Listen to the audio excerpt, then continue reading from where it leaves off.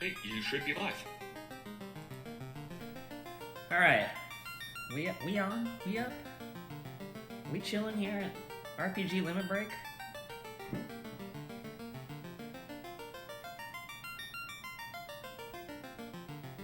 I'm gonna go ahead and guess so. What's up, y'all? It's your man, bichphuongballz. Thank you for joining me for a run of Final Fantasy I on the Nintendo Entertainment System. We will be doing a route designed for quote-unquote marathon safety, so 2 fighters, 2 red mages. This is any percent, which allows for resetting and power off. And we, of course, within those confines, will be trying to beat the game as fast as possible. The team consists of myself and 3 game series that are near and dear to my heart. So I assume we'll be ready to go, so let's get started on go in 3, 2, 1, go. So if you're familiar with this game, there's not too much of a heavy plot right now. A princess is in danger, and we gotta go rescue her. But we're gonna go ahead and get some gear first. So what we're gonna do is spend most of our money getting 4 rapiers and 4 chain armors. So the nice thing about red mages is they just offer a lot of utility. They can use both black and white magic. Not as powerfully as white or black mages, but still good enough for what we need. And they are able to use swords and equipment that other mages wouldn't be able to use, so they're a lot less squishy and a lot harder to kill. Still easy to kill in the right circumstances, but it's all good.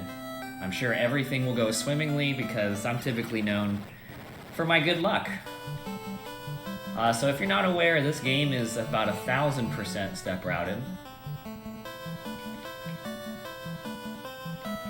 So I am taking specific pathing here. There's even a bit of almost like New Game Plus manipulation here. If you actually let the credits play out and then start a whole new game, you're guaranteed to get a strike first there. So I'm already cheating if you didn't know. And the pathing we took did make use of, ooh, first fight ambush. Good luck. So anyway, my specific walking path did make use of a couple of no encounter tiles, which let me walk all the way here with no encounters until this very step where I get a ghoul or whatever it was. Which doesn't give me much right now, but it will ensure that I get level 2 at the end of this Garland fight here. We are level 1. Garland can technically kill the run by killing someone. You have to get extremely unlucky. But otherwise, hold the A button, and you should get it in 2 rounds, unless you're missing or getting really low damage rolls.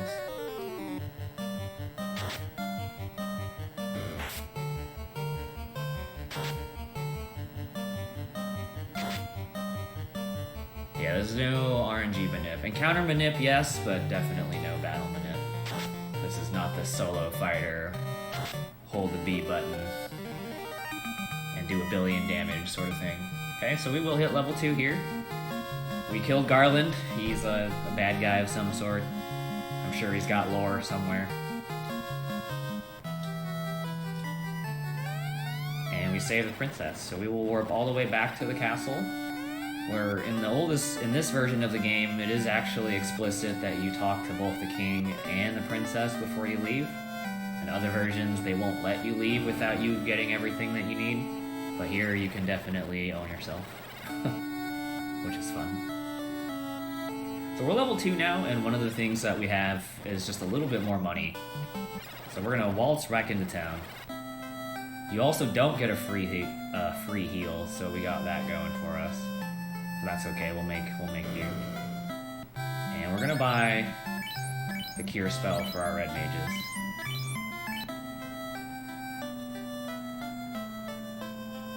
As well as 1 singular tent. Let's see what this NPC on the right does. It's probably gonna own me, but... Yeah, alright, so we'll just leave. Oh! Oh! Alright, this guy, dude. Anyway, I didn't lose my mind yet at all. So one of the things they did for us is they made this bridge. And so begins our journey.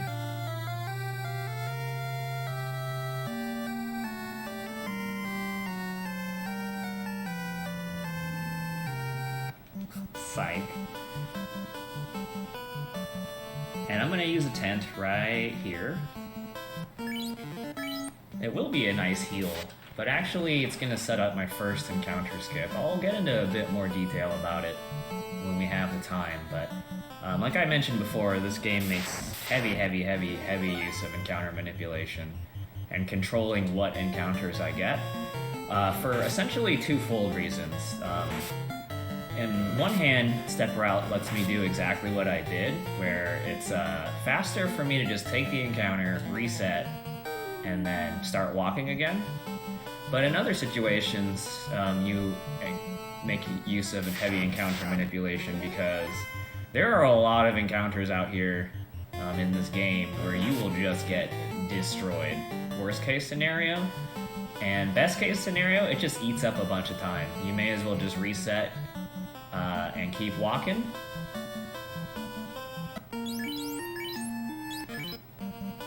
Instead of trying to run from it. Okay. So we're here. That's actually not great. That's alright, we'll see what we can do. Before we head to Provoca and the pirates, we're gonna want to get some money and set ourselves up to get level 3 at pirates or before pirates. We were gonna be fighting 2 ogre battles. I know exactly where they're gonna be. And right now we're just hoping Vic doesn't get killed here. Okay. And optimally you actually want 3 ogres across 2 battles. Obviously the more ogres we fight, the more experience and money we get. But as you can also see, they hurt a lot. And so I'm actually really hoping we run into a single ogre next battle, because my resources are actually kind of taxed already.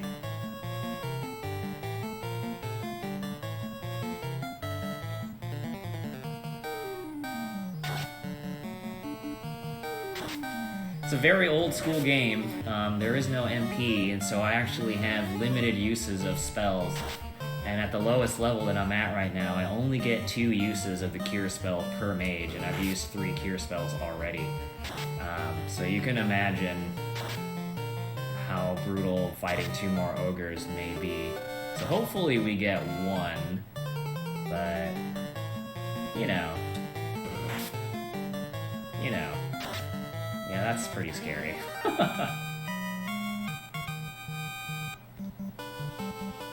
Okay, well,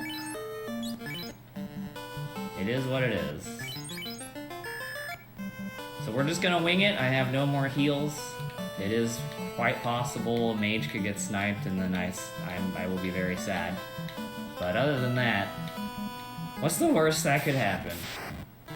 Oh god. Oh boy. So now the key here is first, no misses, at the very least, but you're hoping for big damage. I'll see like that. So like that is like, yes, thank you. And so at this point in time, we're probably looking fine mostly, but oh my god, they're dealing so much damage.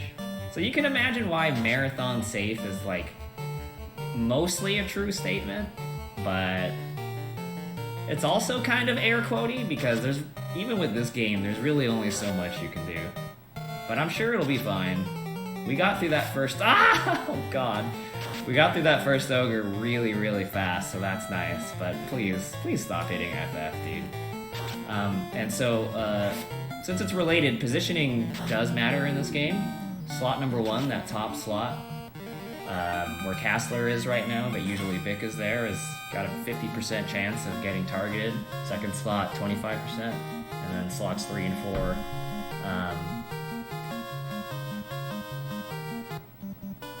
Split 12.5, and so FF getting hit like that a lot was kind of bothersome, but it's all right. We didn't die. I don't like my HP level though, so what I'm actually gonna do is throw some money away. And I'm gonna take an in trip right now. Not only is it a loss of time, but it's actually a significant loss of money, but it's okay, it's not really a big deal. I'd obviously rather do that than die. So we can go ahead and just move along.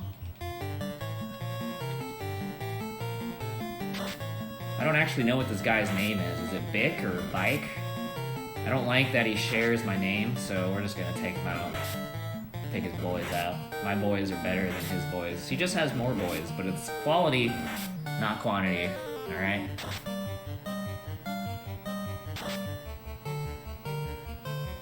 All the pirates are like really weak. You should always one-shot, so the key is that you just don't miss. And ideally, you do this cleanly in 3 rounds. Should have set estimate for 420.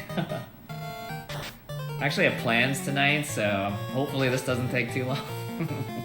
But that's not really on anybody, that's on me. Not that this game doesn't have a large chunk of RNG, it does, but that's okay. We won't go there, we won't go there. Alright. So we got our ship now, and so one of the major things of this game here, if you didn't know already, is grinding. There is a lot of grinding in this game. Or maybe it just feels that way because the segments where you do grind, you are there for quite a while. But anyway, what we're gonna do is buy a couple wooden shields. They absorb a little bit more damage. It's not a ton, but every little bit helps.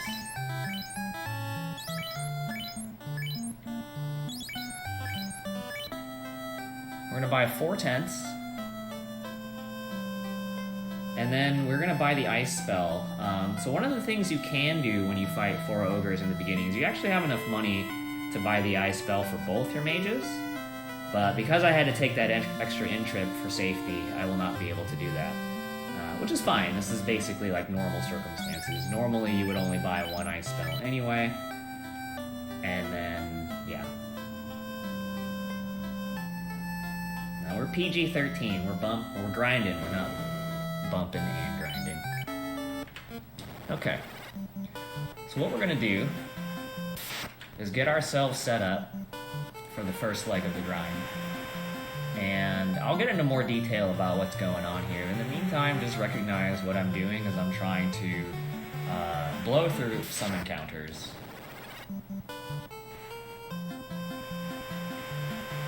Anyone who's played this game knows right now the best thing to really be fighting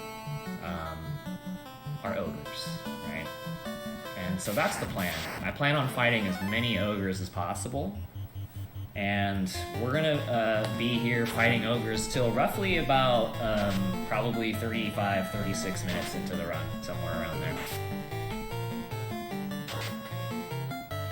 And so if you're like not heavily invested into how this game works, you may be very shocked as to how often I'm going to run into ogres for the next however many minutes. And that's, again, another part about how the step routes worked into this game. Hang on 1 second. Oh shoot. It's hard to read notes, man.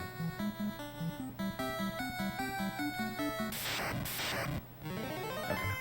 Sorry about that. There's a couple components of this run I don't have memorized, so I may have some weird pauses like that. But anyway, if you're not heavily invested into how this game works, then yeah, you might be surprised as to how often I'm going to run into ogres, and that's where the step route comes in. So the world map and all the dungeons and all that but let's stick with the world map. The world map is populated with different zones, and in different zones there are different encounters, and all of those encounters are entirely scripted. I'm just going to throw out some arbitrary numbers. Let's just say every zone has 10 encounters that it cycles through. And so for all the zones that are where I am right now, ogres are going to populate some amount of those. And literally these 2 steps that I'm on right here, this one and that one, are a different zone than even where I am right now. We're gonna run into an iguana here. Alright, so the key is that in one zone, maybe there's ogre battles in encounters 1 and 2. And then no ogres there on encounter 3. But on the zone next to it, maybe on encounter 3 there's ogres. So then I'll just walk over there and take the third encounter there. And then some cases, like right now, there's no ogre battles anywhere. So at which point in time I take the iguana instead because they're easier to kill. They're easy to kill, and they still give really good XP and money for what it is. So you're gonna see it kind of like a lot of moving back and forth. I don't necessarily mean what I'm literally doing right now, but what you'll see is that what's been routed out is that, you know, like anywhere you can find an ogre and any encounter number, basically, we're probably going to make use of. I say let me promise you that I've done zero work of my own on this game. That's all on people like Fiesel and Gyre especially, and you know, I'm sure like Nescar and One Fine Day, and you know, have all done all kinds of sandbag, and I've done all kinds of routing. I've done literally nothing except copy what they do. But so this is the key here.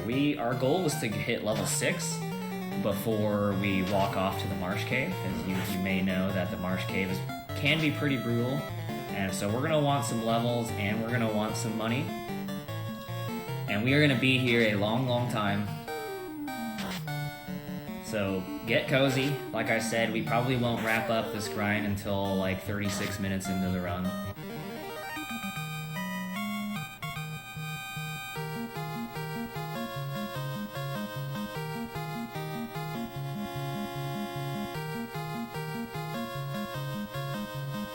And there's going to be a lot of ogre killing. Okay, what's next here? This one.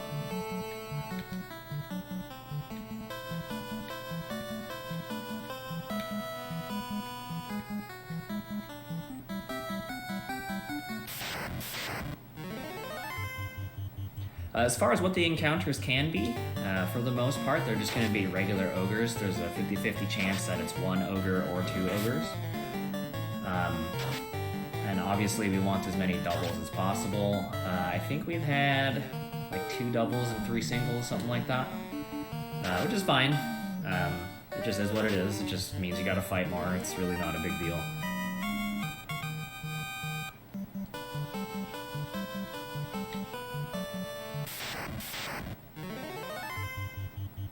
But from there, like I said, we bought the shields because the fighters are going to be taking a beating.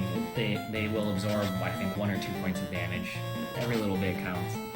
And then tents. We will use 1 tent to skip an encounter, but otherwise the tents are here really for healing. Because I think I have 3 charges of cure per mage now. But for how many ogres we're going to be fighting, there's just going to be plenty of times you're going to need to heal the whole party. You're going to run out of charges real fast. So, yeah, it's just a nice way to give everybody 30 hit points, no big deal.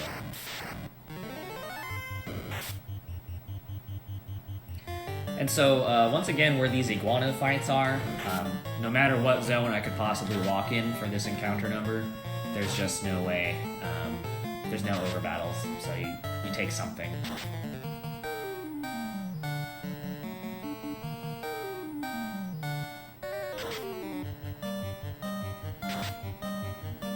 This game is pretty well split up. There's definitely like times where you get encounters in 4 steps, and there's definitely times. Actually, let's just make sure health is good.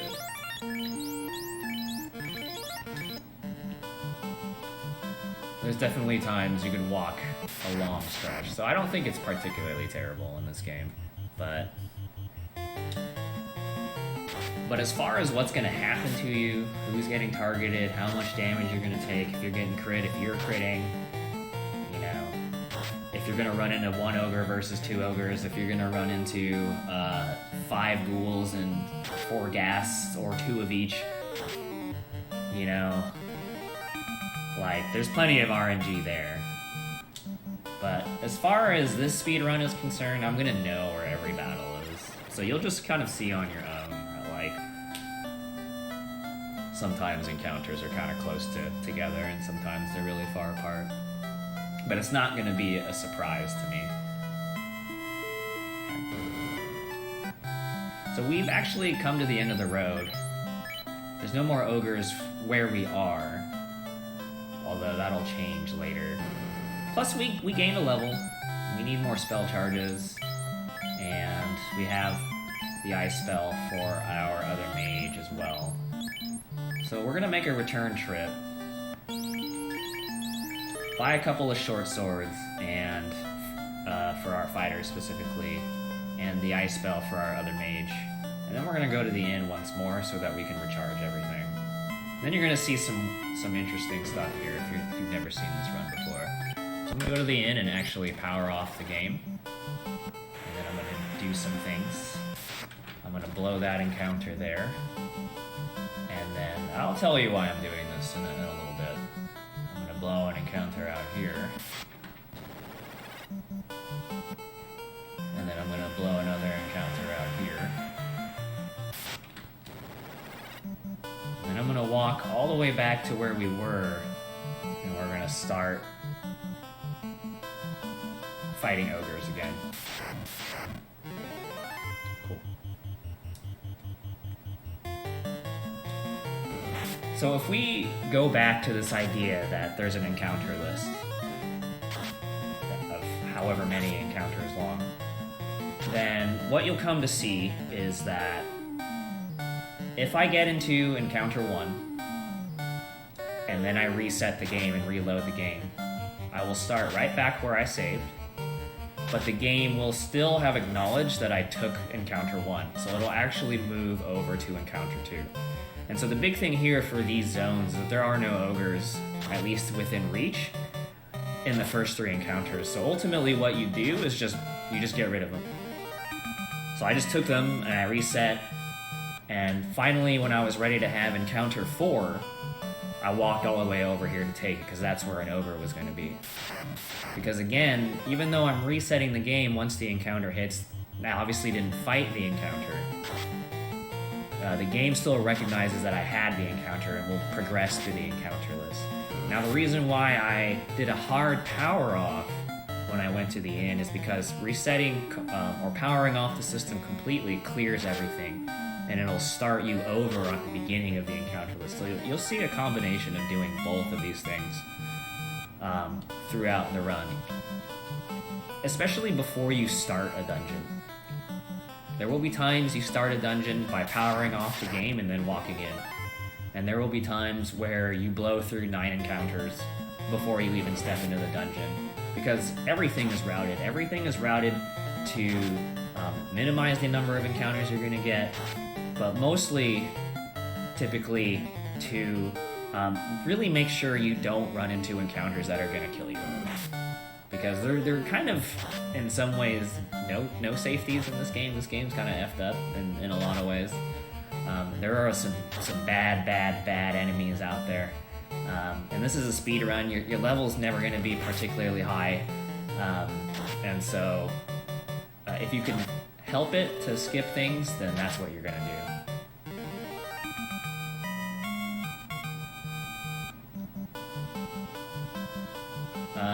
Shoot. Was that my first encounter here or my second encounter here? I was busy talking.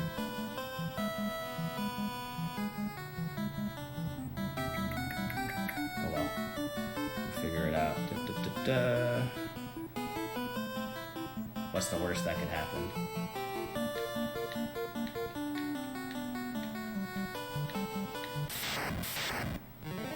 Yeah, okay, that's fine. No harm done.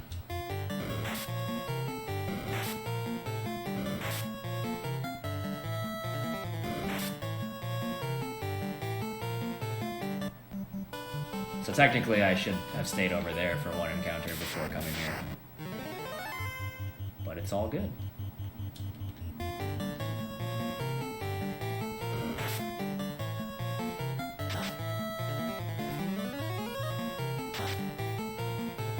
Oh Oh no, I was good. Okay, I see what happened. Yeah. Alright.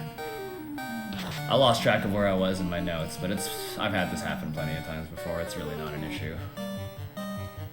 I was actually one tile to the left too far. So ultimately what it means is just that I lost one ogre encounter I should have gotten, and I will have to take an additional one that I otherwise would not have had to do. But I mean, it's really not an issue. Or it might be. Who knows? We'll find out, won't we? Let's see here. Alright, so right now there's no more ogres. So I'm gonna go ahead and save it right there. And it doesn't really matter where I take the encounter, because again, no matter where it is, it's worthless. Just reset.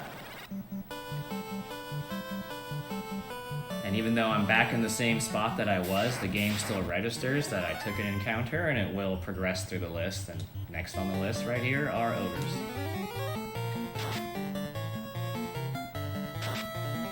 The strategy is pretty simple. If there's one ogre, you're holding A. If there's two ogres, then for as long as you have ice charges, and this is my last ice charge, or was my last ice charge, you blow it, because that's more damage than a mage would do otherwise, typically. It can do anywhere between like 20 and like 80 damage. So sometimes you can destroy an ogre, sometimes it's basically as if it did nothing. But you're just trying to get through the battles as quickly as possible.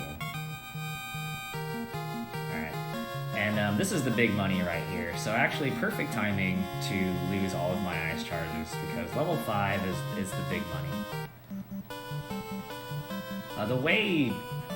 I'm not going to try to pretend that I super know how damage works in this game. It's based on a stat, if you will, called accuracy. You gain accuracy as you level, but of course different weapons that you get will do more damage, but also will probably increase your accuracy as well. And once you reach certain accuracy thresholds, you start hitting more than one time. So at level 5 is where fighters specifically gain enough accuracy to hit 2 times. And once they start hitting 2 times, they're going to start doing way more damage. And you're going to start to be able to kill ogres a lot more quickly. And so even though I don't have the ice spells anymore, now that the fighters have essentially doubled their damage, as long as they hit twice still, then things will start moving a lot faster. A nice Smash TV reference. Big fan. Big fan. Again, the goal is to get level 6.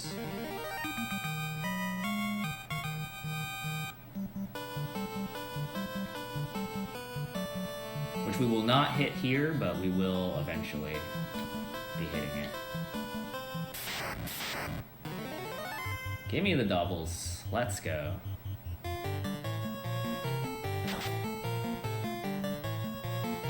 And so as you get to higher level and you start getting, crazier and crazier weapons, let's say like Excalibur and Mazamoon and things like that, and your fighters are level, 19 and they're hitting 4 times.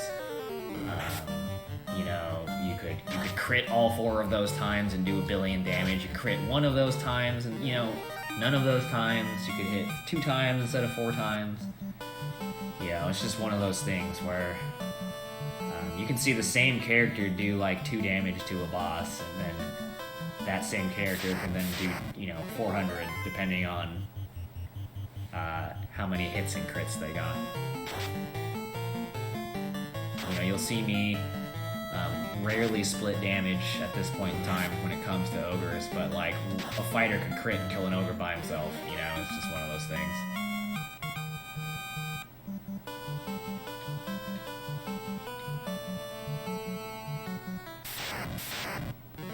We're actually almost done with this stretch right here. We're not done grinding though. I know all you grinding fans. No need to be sad. We are definitely not level 6 yet.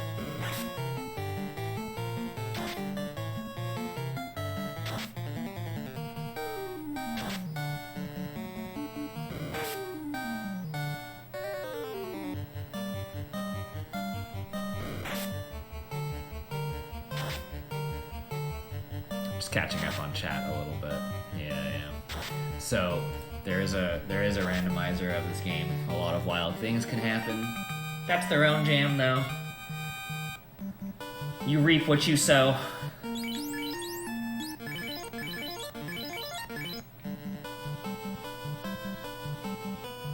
Suffice to say, even in vanilla, there's some mean enemies out there. That's for sure.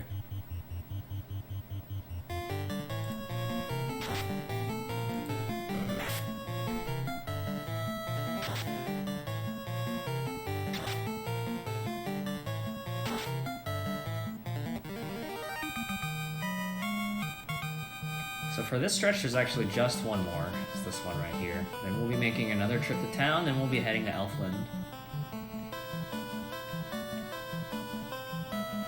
And once we get to Elfland, you can guess what we're gonna do. We're gonna grind and kill more ogres.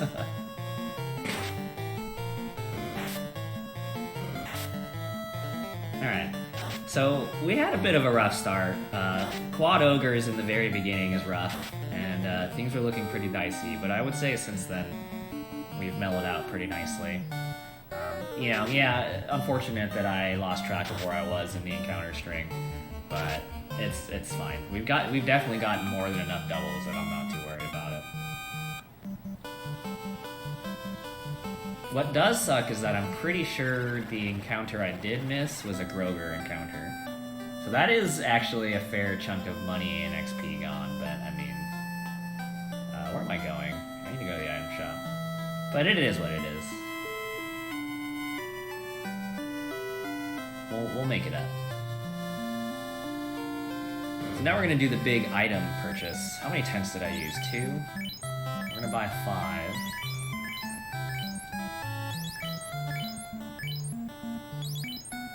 I'll double check though. 5 tents. I'm gonna buy, I think, 10 piers. That's 1. Yeah. 3.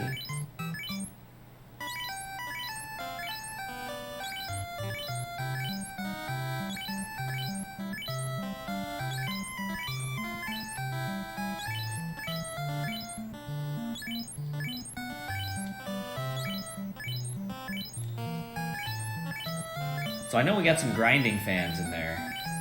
How many fans do I got of buying items one at a time?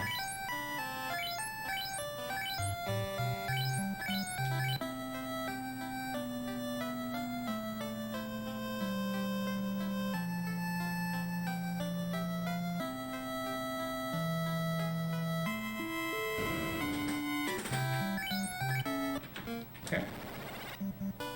So we mostly just reset there because it's faster than walking through the entire town. That encounter is basically worthless to us, so we're just gonna burn it, reset, move on. Again, faster to do that than to take it and try to run from it. Certainly more consistent at the very least. And we want to progress the encounter sheet anyway. We will get a shark right here.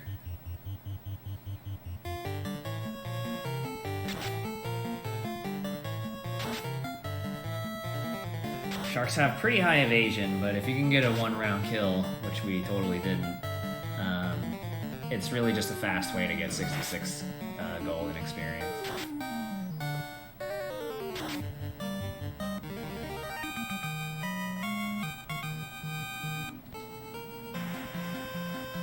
Okay. I'll have you know that we have not powered off yet, so we are still on the same encounter list. We've done, I don't even know how many encounters. And so now we're all the way over here.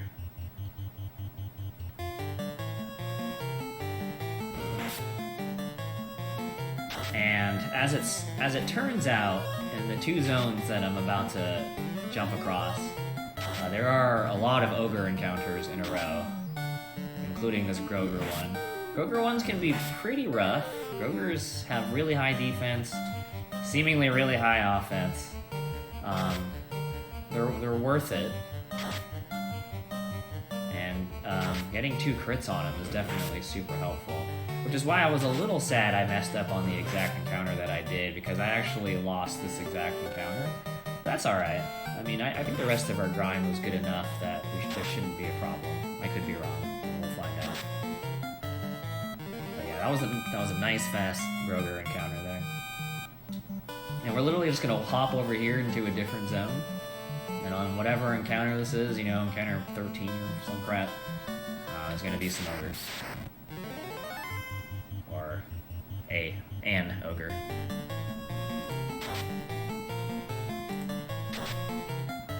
You'll probably hear me scroll my notes a lot. I apologize in advance.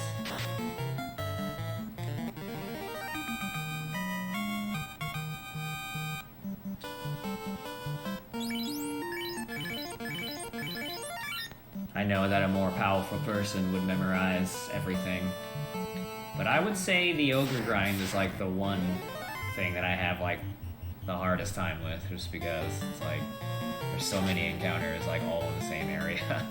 That's kind of hard to keep track of. Plus, you know, you don't really want to make a mistake on a marathon run. Better safe than sorry.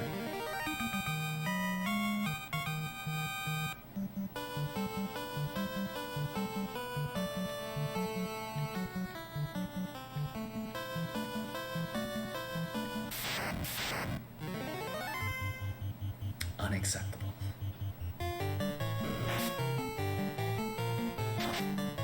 We're getting there, though. We're getting there.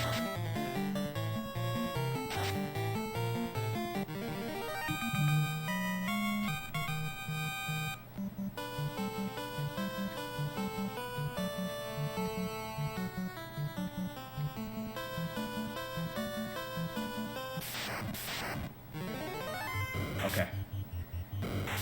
Unfortunate ambush, but I feel like ideally heavily populated enough to give me level 6 right here.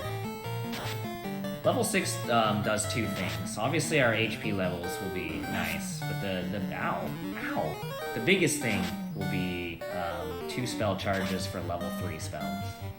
That is absolutely what we're shooting for right now. Let's go ahead and get a double cure in.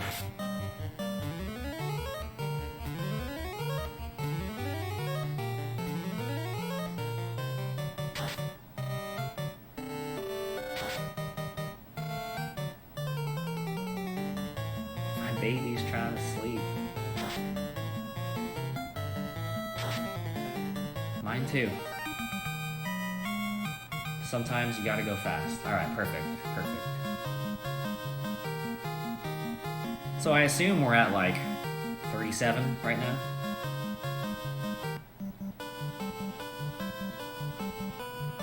Which is not particularly fast, but I'll take it.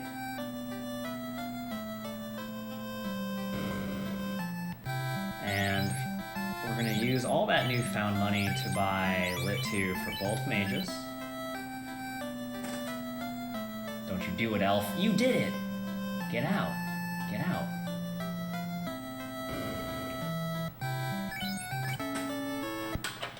Alright. Now we're going to start the trek for the Marsh Cave. We're going to blow this encounter here.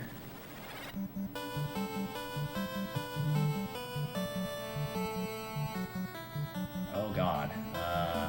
Okay. That's fine. That's 2 extra steps. 36:15? Okay. I'll take it. I usually get 34s and 33 or 32 would obviously be better, but 36 is totally reasonable for what we did. Yep, I'm playing on a top loader.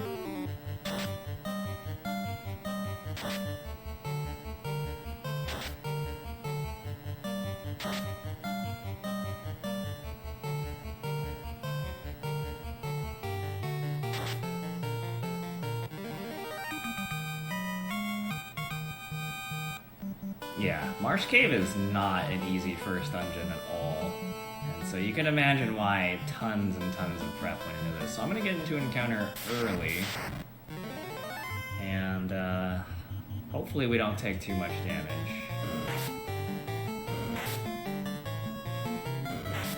Usually that happens by actually running away.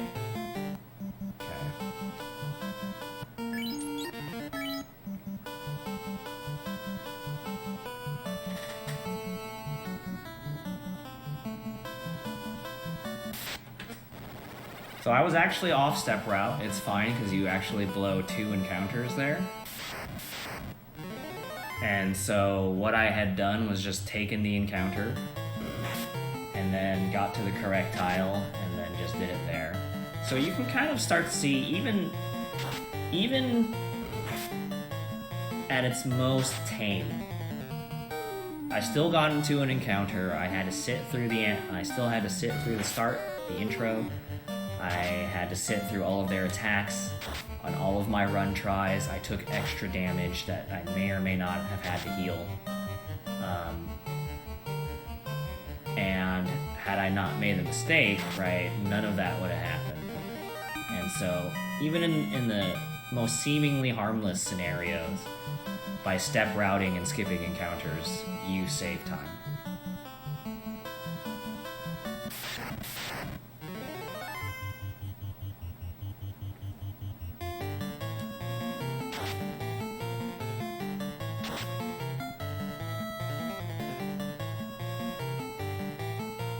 Okay, so I will be tenting here, just in case, but you'll notice that I haven't powered off since Elfland, so every encounter that I've skipped or taken, the game has registered that I've had that many encounters, and it's important that I do that before I waltz into the Marsh Cave, both because I do need some more money and experience for sure,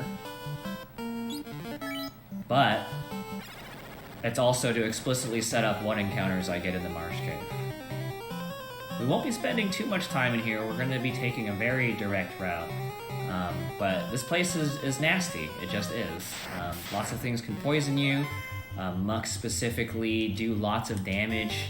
We have a lot of high ambush rate encounters, so that's actually incredible luck right there. And whatnot. So this is not really a place you want to spend a lot of time in. It's absolutely a place, if you can help it, that you want to control what you run into. This encounter is fine except for crawls. They can paralyze someone. And so like that, and when they're paralyzed, they can't take their chance to run. And so these are some of the ways you lose time here in the Marsh Cave. Like, it's unlikely this encounter could ever kill me, but I could spend a lot of time in here just trying to run away. Oh my god, what is happening? I don't know what's gonna happen now. Whatever.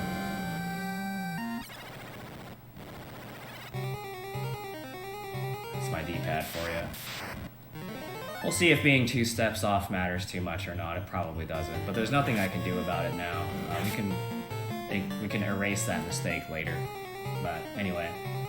My walking path in some cases does matter. Most times it's just more about taking the direct route to where you want to go.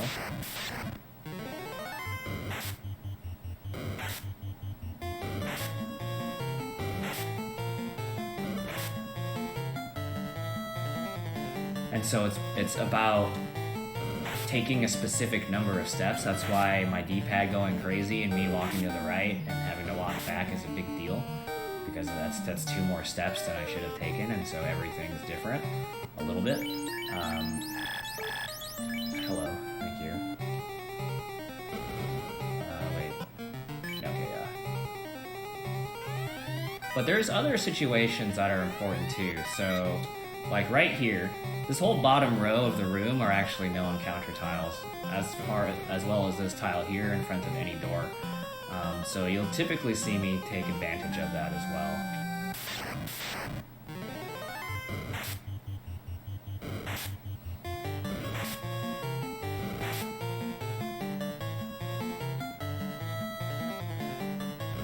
If I recall correctly, 2 steps off is meaningless, but we'll find out one way or the other.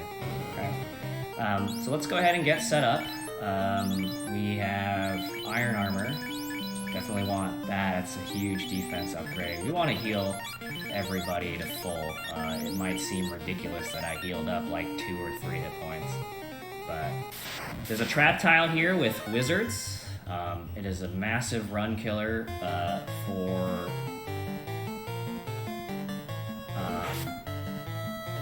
the fastest routes out there. But I was mistaken. You don't get 2 charges. What you want for level 6 is 1 charge, so that you can blow both your lit 2s on this fight, and then it doesn't really matter.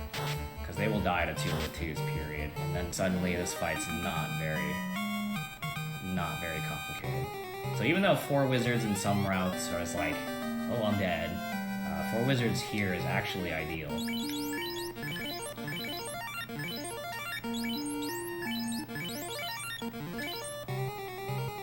Just make sure I get the crown.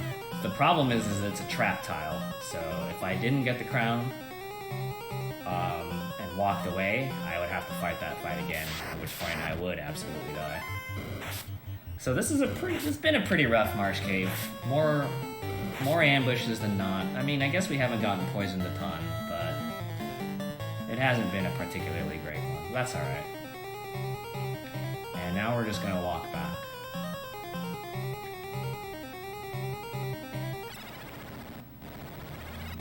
And that'll be it.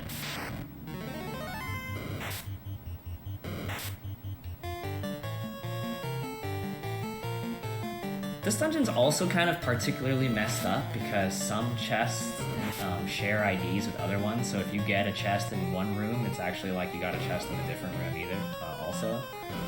And so there's a lot of that. We get to skip all of that. We don't have to worry about it. All we really needed besides the crown was the iron armor and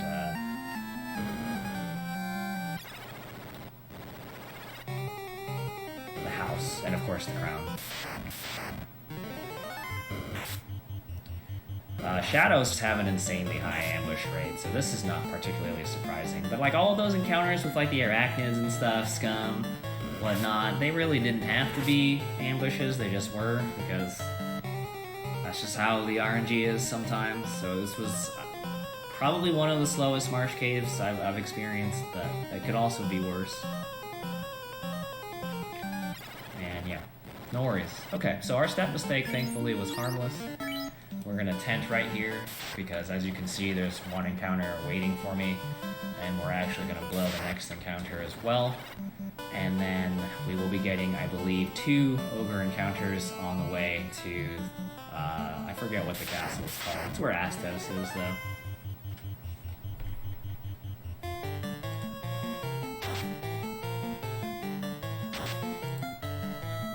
And we'll be just heading straight there.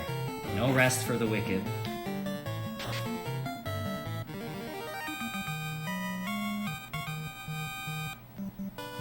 Castle Wolfenstein. Understood. Astos is a Nazi. Who knew?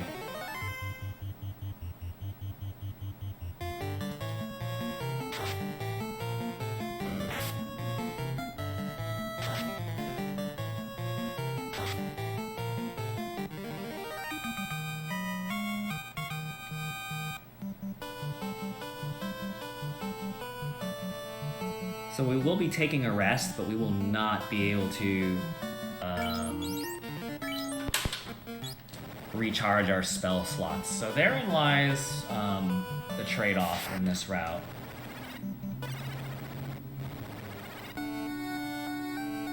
You could instead save your lit 2s, or lit 2 if you had a singular black mage.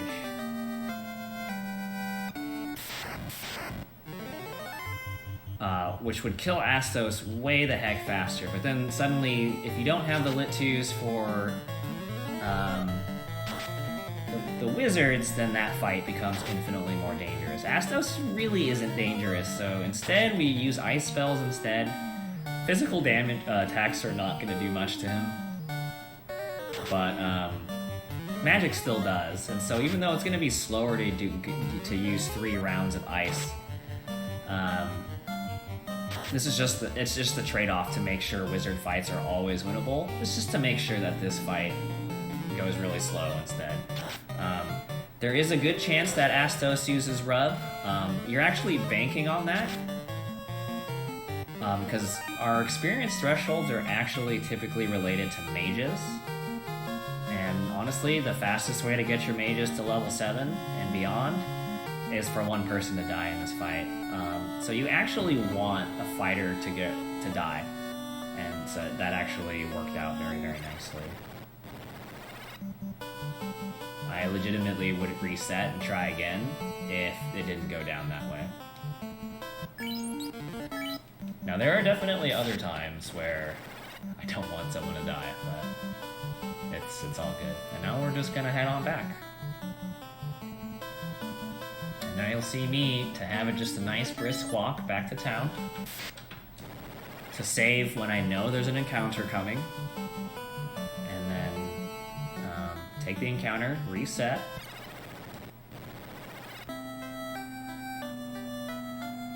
And then just keep on trucking. Because I'll have all those fresh steps to take until the next encounter. And it's all good. Okay, so we'll get Castler back. Castler will now typically almost always be one level lower than everyone else, but it's okay.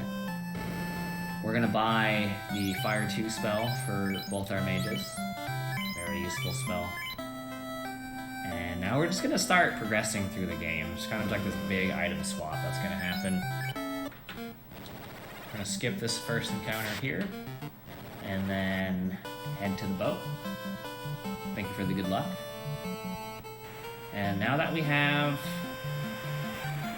So we got the crown, now we have the crystal, and once we have the crystal, we can go to Matoya.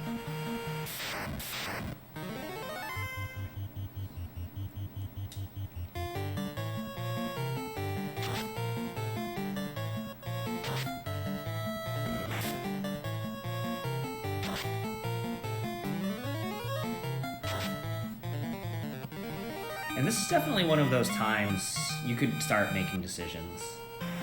Like, obviously that fight didn't take very long. You just smash with Lit 2. But it is, you know, you have to make the decision, right? Like, I could run and just move on, and that's faster than taking that fight, even though it was a fast fight. But you also have to always keep in mind what kind of experience is coming in, because there are level thresholds for pretty much every dungeon that I'm going to do. And so I could skip all these shark fights, and maybe in other situations I would have. But because we're in a marathon setting, I'm probably just going to fight more things than I otherwise might have. In some cases. Just to make sure. There's really no point in cutting corners, because, like, why? We want this run to go smoothly. So anyway, we just come all the way over here, loot some items, go to Matoya, we will trade her crystal ball for the herb.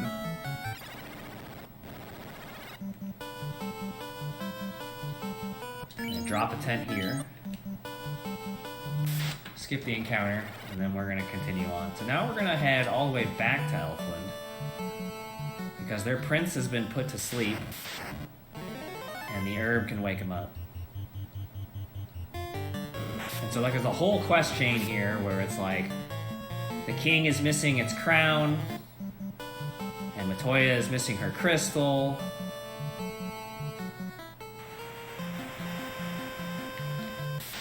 And the prince is asleep. And you gotta do all this stuff to solve all the problems.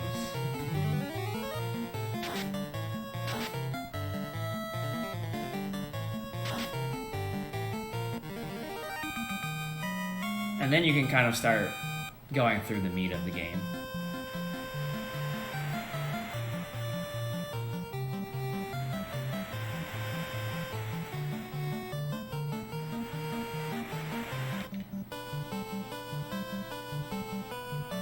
So we're gonna take a little shortcut. I'm gonna walk into town, walk out, and use this to actually walk into the castle instead of having to take all the steps to walk all the way around.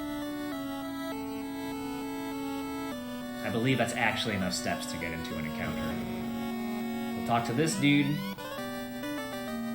You essentially trade your herb, if you will, for the Mystic Key. And the Mystic Key will unlock many rooms with lots of nice treasure, some of which we will loot. Starting right now.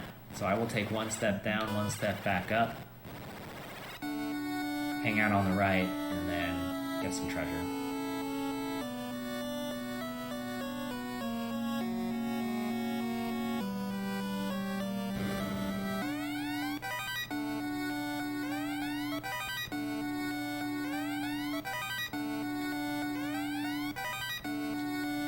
You'd think that, but apparently not.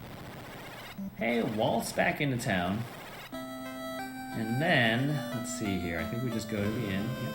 Yep. Recharge. And then I believe we should be getting another shark encounter soon. Yep.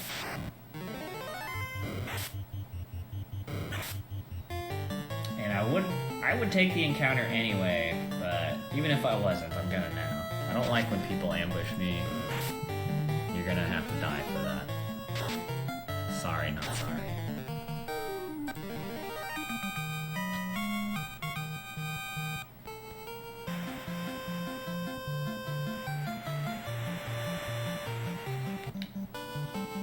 Those tiles around the dock are also no encounter tiles, so that's why you see me park far away every time. We're gonna go here. You're probably gonna find it a bit strange, but we're gonna sell all of our weapons. So we will spend a period of time with no weapons equipped.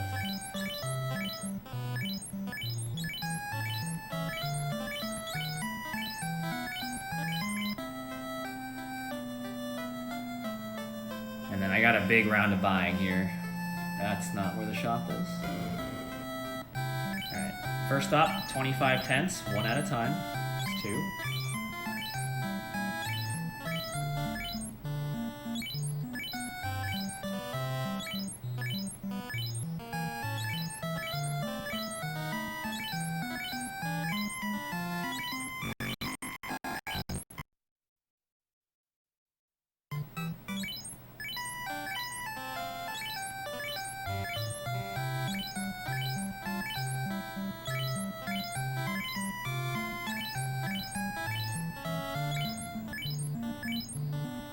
That's 15.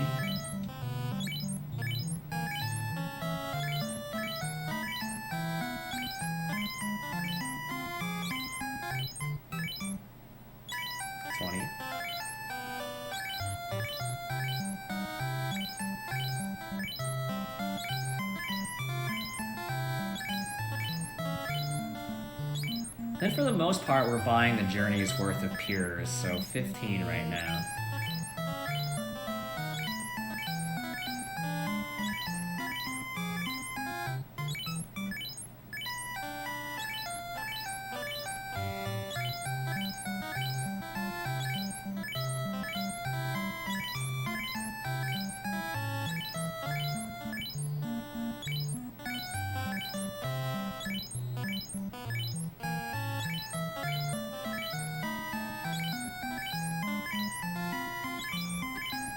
Okay, and then literally every single piece of gold I have left on heals, so we will be here.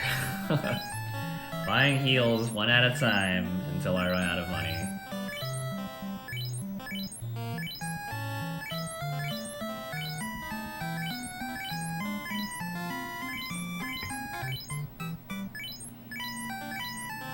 Sir, I would like a 10. That will be 75 gold. Here you go. What would you like, sir? Sir, I would like 110. That will be 75 gold. Here you go. What would you like? Sir, I would like a 10. That will be 75 gold. Here you go.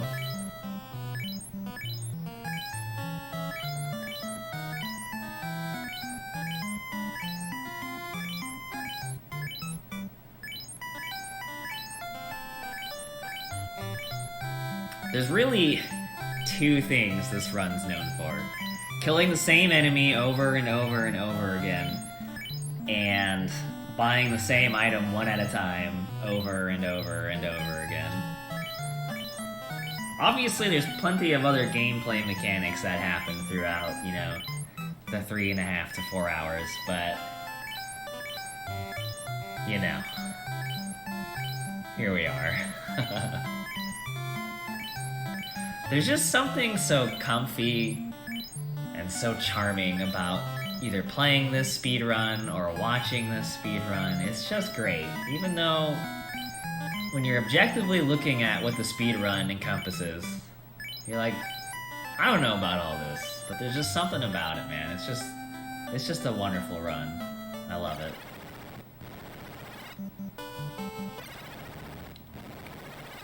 $50 piers? You got it.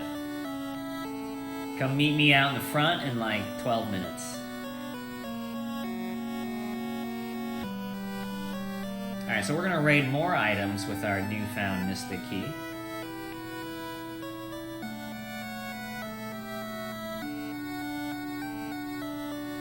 Including explicitly just that chest. And all of these.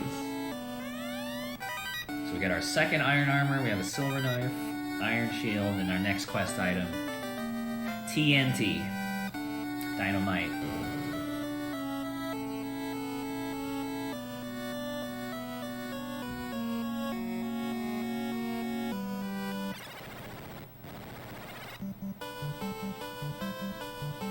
And now we will take that TNT to its required place, which is the Dwarf Cave, so we'll sail off over here.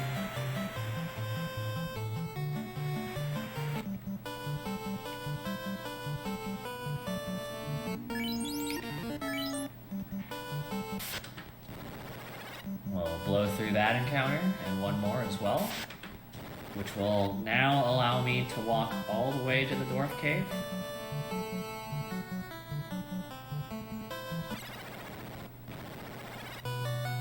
And we're gonna jack their stuff too. Give me that gold. This dude's chilling right there, and he's like, alright man, see ya, peace. I will take my $1,000. The Dwarf Cave. There you go.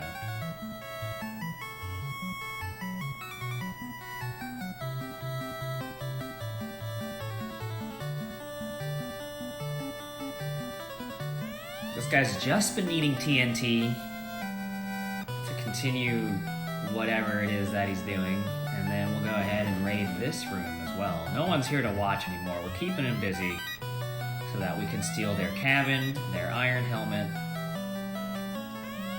their dragon sword, their silver knife, got 2 of those now, their wooden helmet, their silver armor, and more money, and I believe their home. Okay.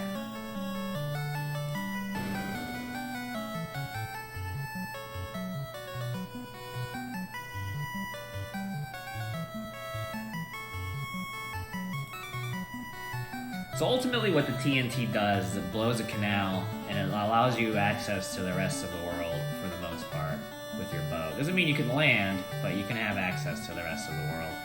Where you could move on and do the next thing. Alas, we will be doing no such thing.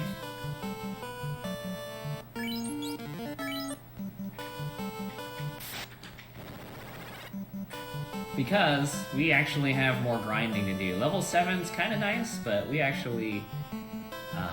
that's actually not really going to fly for where we're headed next, so... we're going to grind some more. We also, of course, need money regardless, so it is what it is. Yep, I'm playing on a top-loading Famicom. I just punched the shark completely, didn't I? I did. I'm stupid. Oopsie. Lit 2 is probably pretty smart here.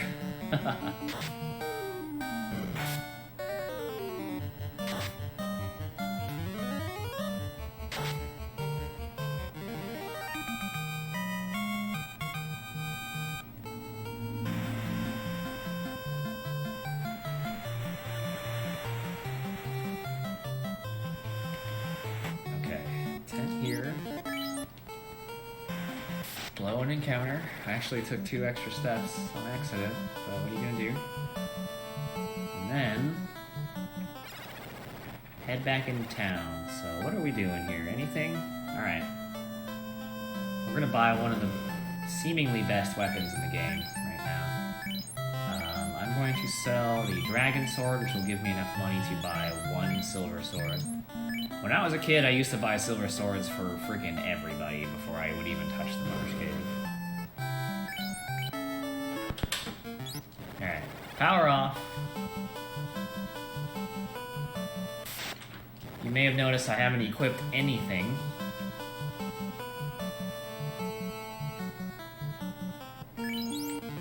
Because we're just gonna do it all in one go. There's actually still more items I'm gonna get. So yeah. And then we're actually going to walk all the way back to Astos' castle. And we're just going to blow through every encounter. Why fight them? Just skip them. We're going to waltz into the castle. And it's a quick grind, but it is still a grind.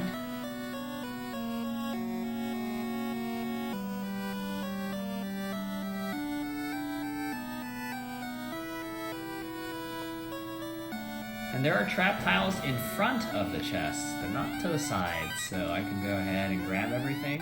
And 2 of these trap tiles have mummies, and that's exactly what we're gonna fight. But first,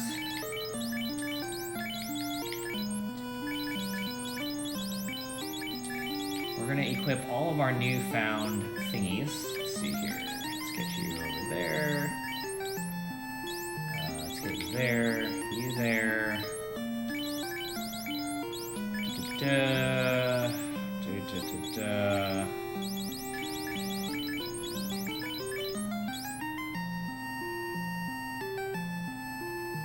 Ah, I see what I did.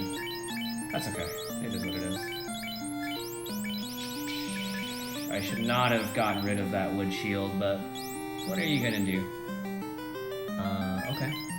Now that we have all that gear on, we are gonna do 2 rounds of at least 4 mummy battles. Actually, let's go with this for now. Because I am kind of ahead on XP. So you typically want an average of 3.5 mummies per battle. So obviously 2 falls well below that. And sometimes I just fight that. Because you really only want to fight mummies with fire too. But okay. Mummies can put you to sleep. They can do good damage on their own. They're really not a fight you want to stick with for very long. But the fact of the matter is, you need a specific amount of not specific, but you do want a rough amount of experience from this place. I don't really want to spend too much time fighting a group of 2 mummies the old-fashioned way, but sometimes it's just what you gotta do. Otherwise, like, ideally, optimally, it's just 4 quick encounters of, like, 4 or 5 mummies each time. You have 2 charges of level 3 right now, so both mages can have 2 fire 2s. Nice crit. And yeah, so really, essentially, all you really hope is that they don't put the mage asleep before it goes, and of course, optimally, you do the full double damage roll on the mummies too, because that'll one-shot them. If you don't, as you can see, they can survive, and you have to do another round. But I mean, yeah, you know, stuff happens. Keep your eye on your health if you can, because these mummies can be nasty. Okay, strike first is always nice. First mage is out of charges, so we'll do this one and one more. Yeah, I mean, no math. No math. Okay. Bit of a rough beginning, but otherwise pretty smooth.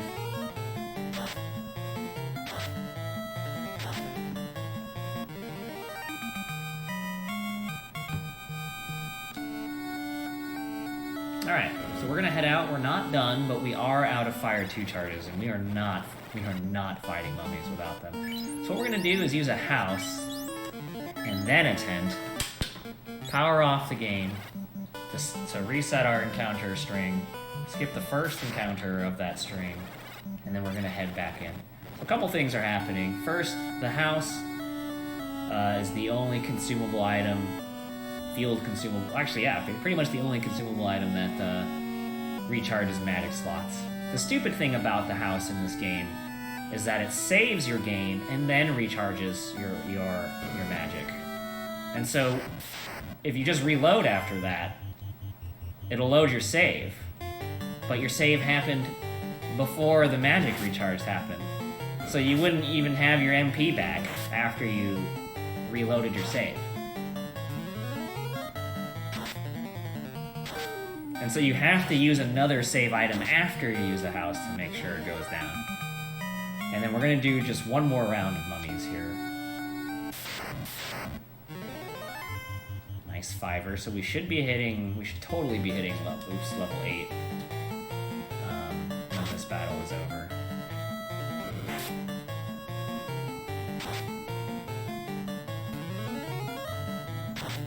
Which means we'll be right on track.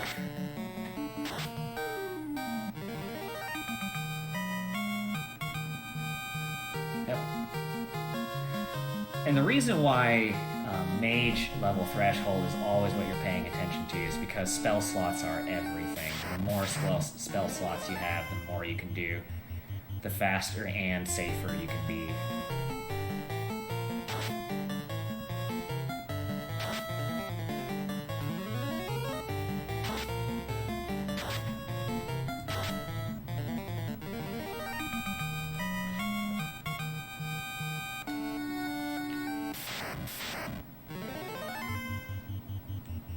So this should be our last mummy fight, and we'll make some progression afterwards.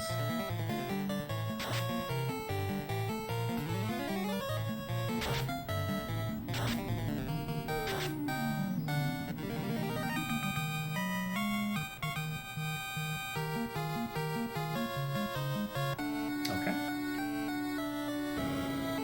And so we did our encounter skip setup already. And so I'm just going to head straight down. And I'm going to use a tent here, because I know the next encounter will be right there. So just reset, pretend it never happened, even though technically it did happen. And then just move on. No big deal. Do the same thing here, we're going to do the same thing a lot, and have been doing the same thing. This is how we roll. Waltz into Elfland. Now, I don't have to do this now, but I may as well do it now. I have a power staff. I have no need for it. May as well sell it for really good money. And then go ahead and head to the inn. Reset because it's faster. Reset through this encounter.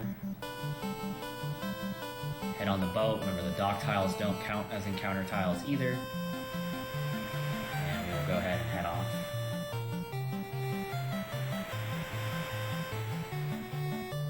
My queue is here, right above that river.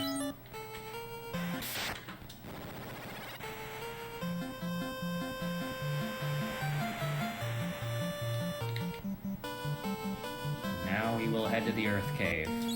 Our next skip is right here.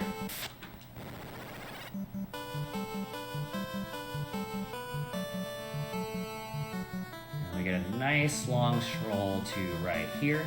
And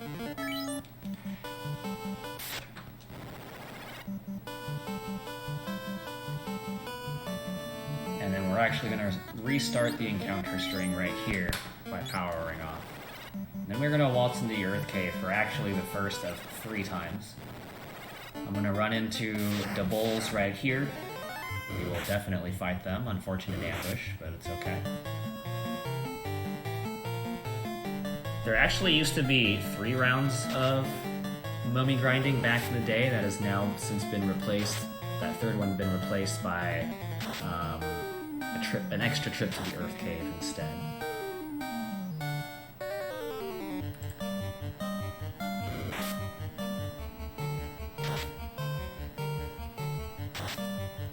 That ambush was bull.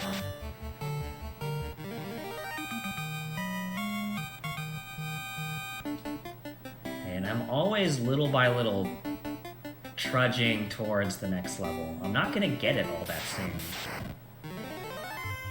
but you gotta work for it little by little. That's why I'm fighting those bulls. It's also gonna be a big part of why we will head to this room. Normally used to not. Let's see. Okay, and we will take a trap tile with an earth elemental. They're actually quite strong. You don't want to mess with these too much. And it's really only through the use of double fire 2 that this fight becomes, like, okay. Because they actually do a lot of damage for once we actually outturn them. So they give good XP and money. I also get a high money chest right there. And then I'm going to walk back and blow my other charge on them.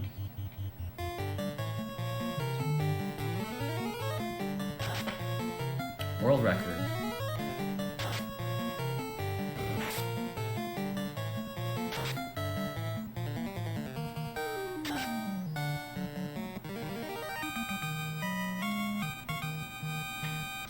I'm just gonna double check I got the chest. I'm like 1000% sure I did. You know, it's just one of those things. Okay, so get my hit points back up. And we should be fighting bulls again on our way out, and we will be taking it. So, the category with no RNG manipulation, but with resets and power-offs, is with 2 fighters and 1 black mage, and it's under 3 hours. It's like 257 or 256 or somewhere around there. And this is not that because it is using a bunch of safety strats. So let's see here. We use a house, yeah.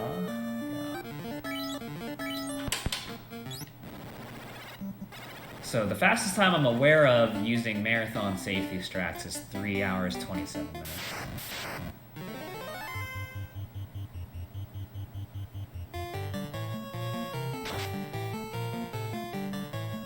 Also because Vic is playing. Ouch, dude.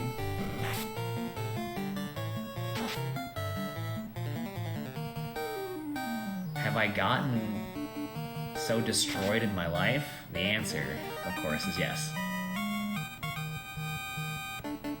Yeah, actual go-fast strats for this game are immensely dangerous, and you die. You die a lot. Like, a lot.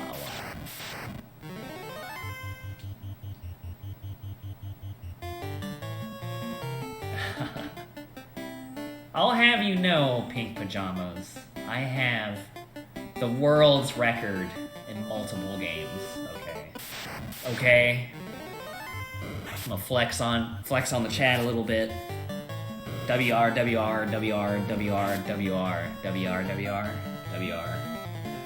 Alright, that's enough of that. We will not be touching world record time.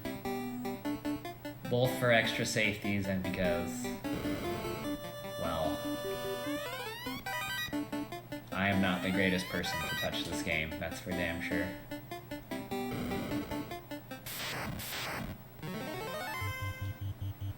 And that's okay. You don't have to be the best speedrunner to be here on stage. You just have to be the funniest, like me. And I'm also third best good looking, so I got a lot going for me besides speed. Don't let people like Pink Pajamas scare you.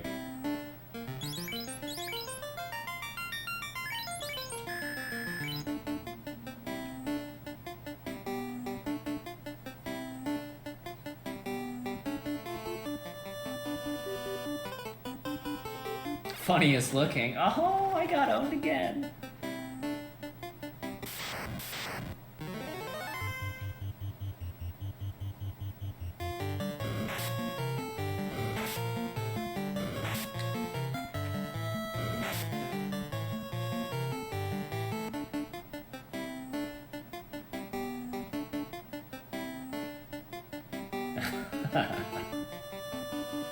We're chilling. No need to get hostile.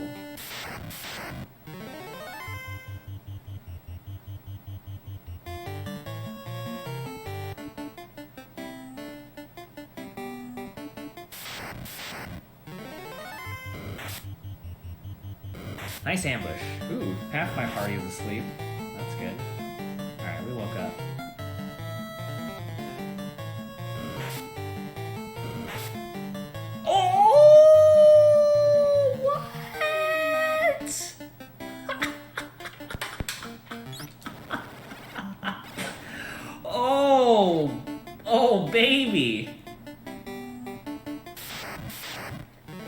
Oh!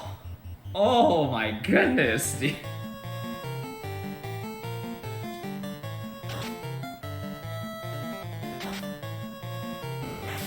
Well, there goes any hope of having a time today that's not gonna suck. Woo! Oh my god.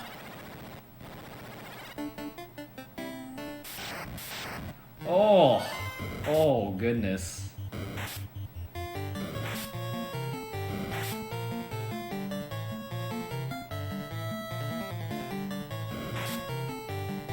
Good luck, Big. That's me.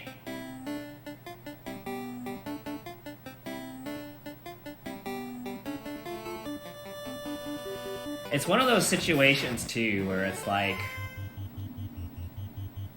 you know, okay, he wasn't that full health. But at the same time, 12.5% target rate and crit for over his health. So it's like, there's some things that didn't need to happen, but. He could have had a heal.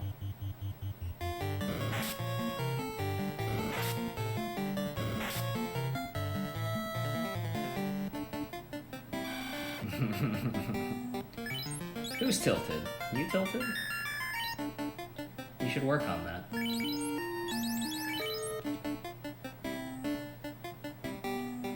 Someone change my estimate to 420. Alright, everything's fixed. Oh, bat, no. What are you doing?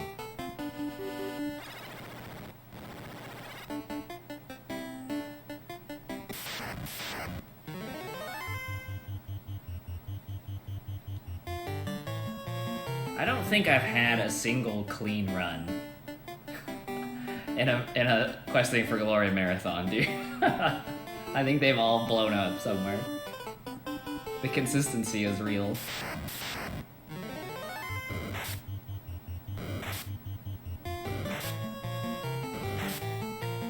I'm gonna assume Green Ogre, but who knows? Only the creators know.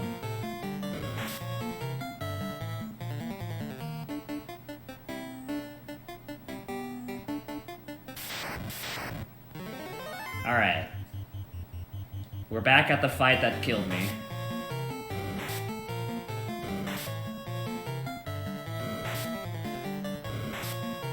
Wow, they're trying to kill Saga again. Okay. Please don't kill someone again. Please just let me run. Please just let me run. Please just let me run, dude. Thank you.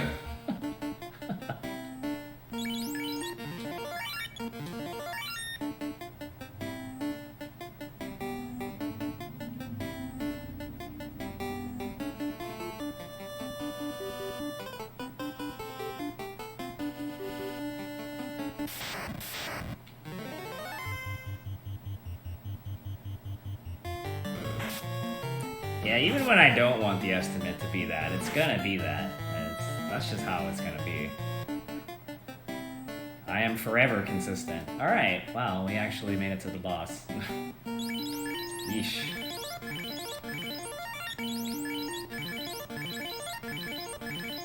Okay, we're gonna get ourselves to full HP. Bust out the new weapons. Yep. And we're gonna fight the vampire.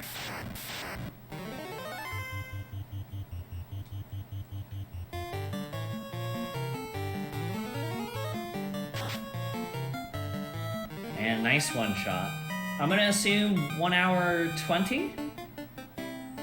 I'm gonna pray it's only 1 hour 20.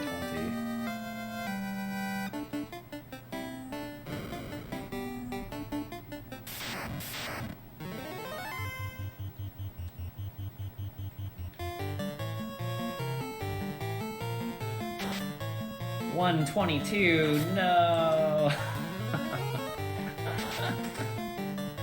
No.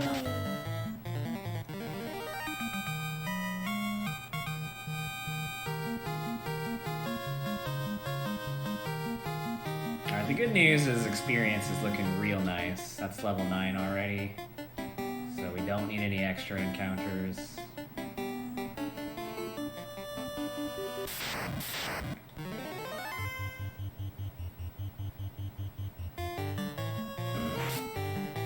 Ow.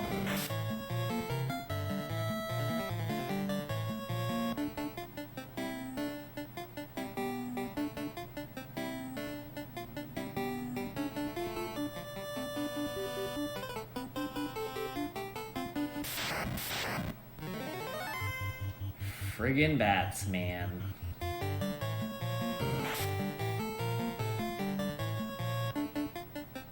So since I have leftover spell charges, that's one of those scenarios, because images can stun you, so they can be dangerous. And so while it's still going to be faster to run away, you queue up a fire tube just in case things start getting dicey, you can just kill them all instead. Pretty sick 8-wolf ambush. Fan of that. Also, yeah, the randomly moving NPCs can block your way. They block my way a lot. It's almost like Bats and I have a history.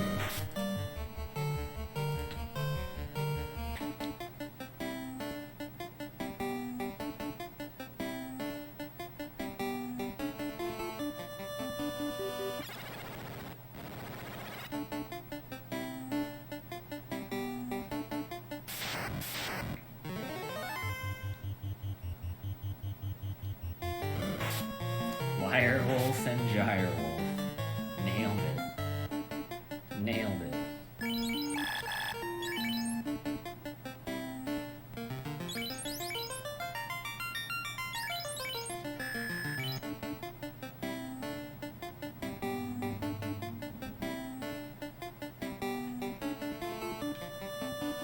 Dude, how do they know? They just know.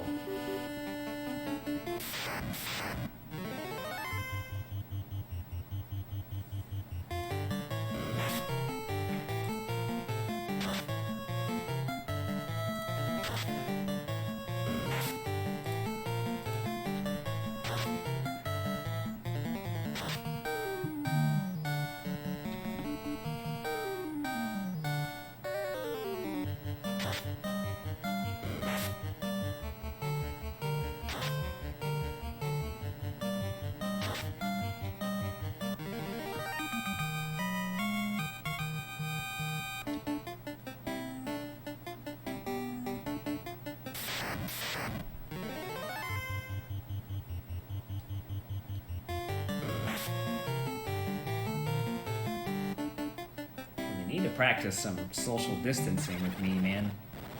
Too close. I'm too close to Dylon.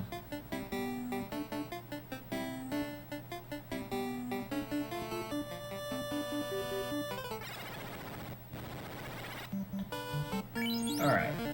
Tenta. Skip. And then we're gonna gear up for our return trip to kill the Lich.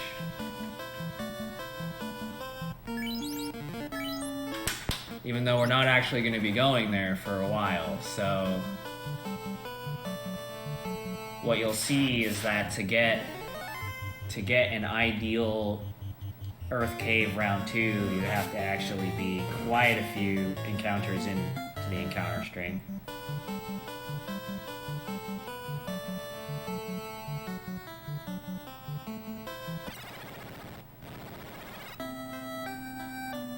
So unfortunately we don't have a way to refill our spell charges, so we will have to take a trip all the way back to town and use the inn. And then now that we have the ruby, we can pass through the Titan's Cave. And we can get ourselves a rod.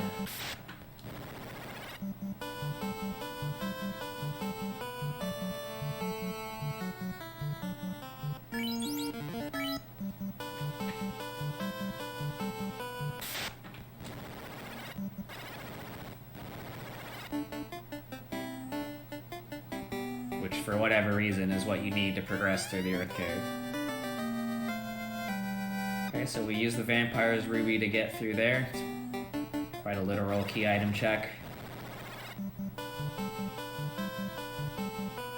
Head to this diagonal. Skip that one, and then we'll be afforded enough steps to make it all the way.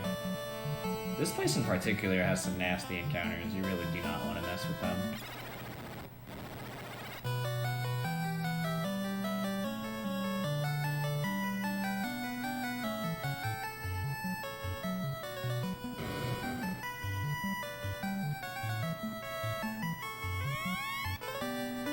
Okay, so now we get to progress again.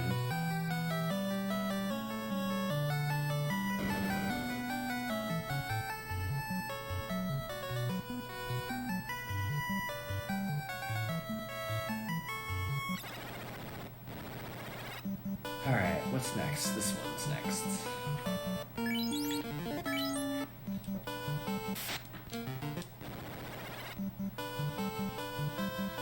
We try to be optimal, but it's hard.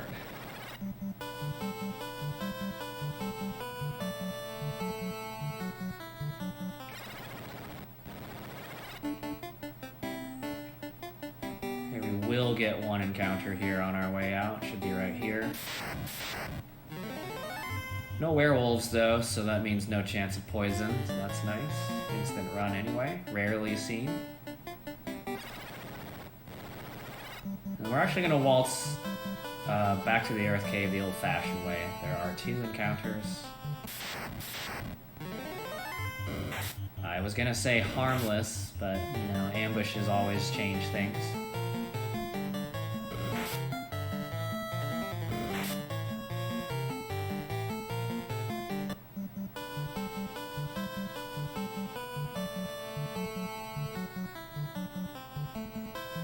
So we will not be resetting the encounter string. We are going to waltz right in, and that's going to give me the fastest and safest set of encounters throughout the entire dungeon as can possibly happen.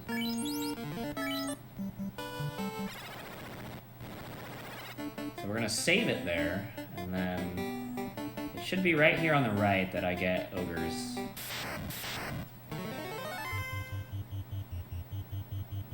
HP levels are good. The reason why you need an explicit level 9 threshold is you are likely to have enough HP on your red mages to survive Lich's Ice 2. As you can already see in my first trip here, I guess technically second, it's important that your mages live. So, yeah.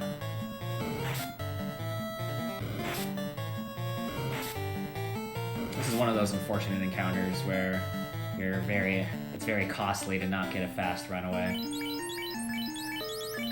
Not only, you know, it's one thing to have to go into the menu to heal, but then you also have to shuffle your formation every time that happens. Almost every time that happens. I guess I didn't have to push that bat, I just wanted to. Arachnids? Oh hey, another ambush. Well, I guess the asps didn't ambush me, they just all got to go first. Wow, nice crits.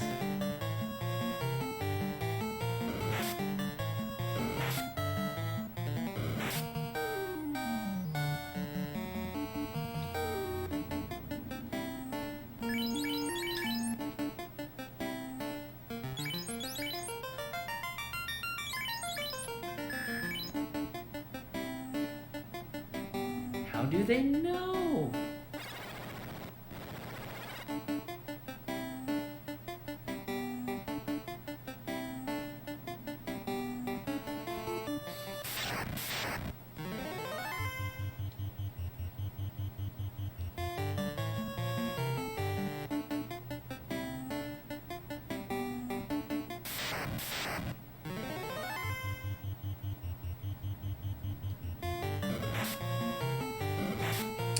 Next weekend, yeah. This time we are afforded the steps to grab this chest, otherwise on the vampire trip you'd actually get an extra encounter. You do have to grab it from the side because there's a trap tile in front that you don't, I don't know what it is, but even if it wasn't something ridiculous. Like, obviously that's wasted time. Big encounter here, packed to the brim. Poison. I failed to run twice. 2 characters.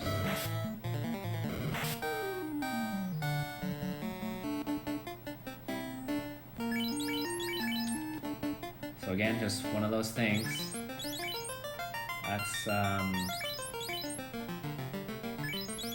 not what I meant to do, but okay.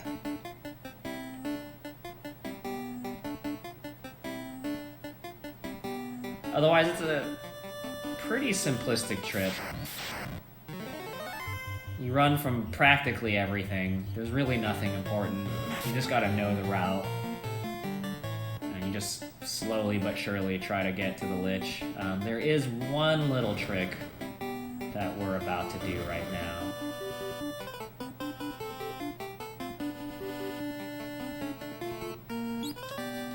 How's my health, actually? Pretty solid. Okay, so there's actually some cockatrice encounters here. And they can petrify you with their attacks, and we have no means of dealing with it. And so we're gonna eat this encounter, and we're actually gonna take the next encounter up here. Instead of getting a cockatrice encounter downstairs, we come back up here and get an image battle instead, and then we're gonna progress.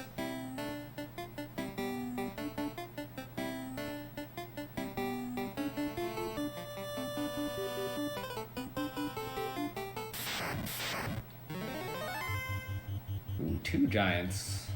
Get me out of here.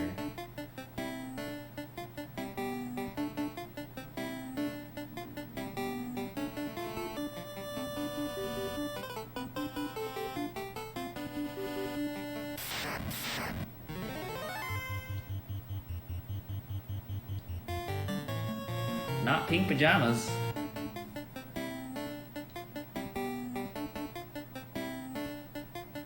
The true hero is CFB anyway. I got nothing.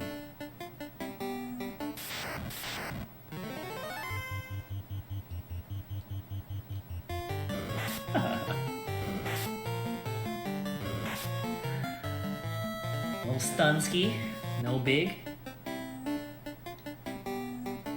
This is the final room. How do the bats know? I don't get it. Oh, I didn't even know bulls could come in this encounter. Oh dear. Oh dear. Oh man, they're kicking my butt. Get out of here. Get out of here. Oh. Oh. Alright, now it's time for our first real boss battle, I guess. Let's get everyone up to full.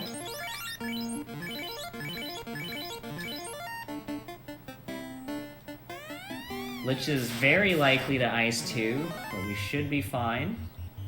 And we just gotta hope for the sick fire 2 damage rolls. We want the big damage. Ooh, Castler! We don't really ever depend on the melees, but oh man, so far we are crushing Lich. Crushing. 69, nice. I'm sorry, I probably shouldn't have said that. I'm sorry, I couldn't help it. Got him! Epic 1-rounder.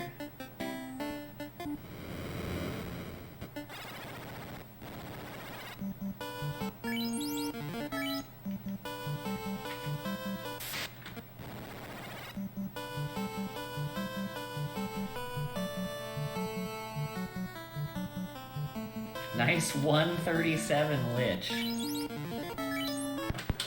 Leet.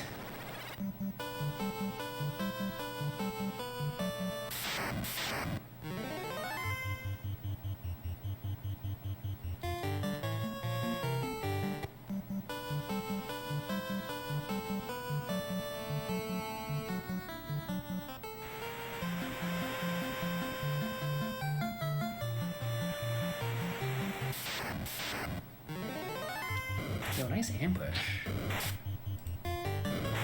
Gives me time to scroll my notes, I guess.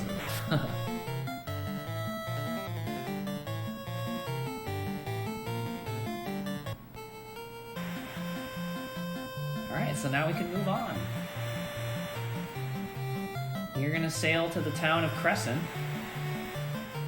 so that we can get the canoe.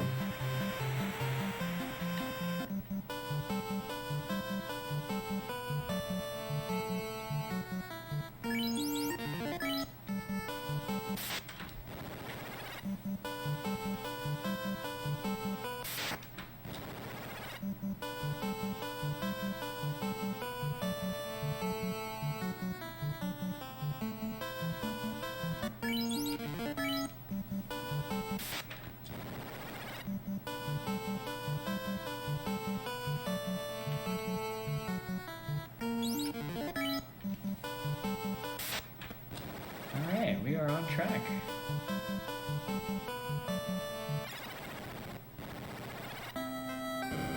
Carl Sahagan. Okay, so go to the inn. 12 cabins.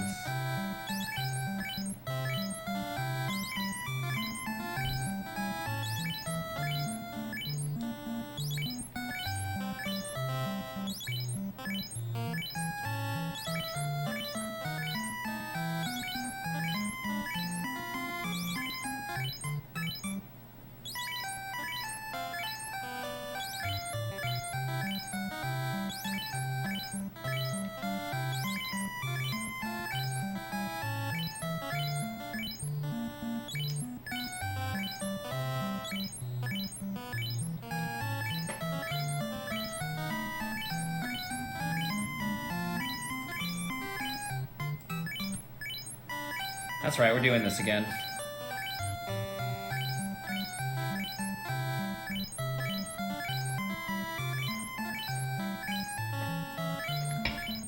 Not forever there, I'm only getting 5 more.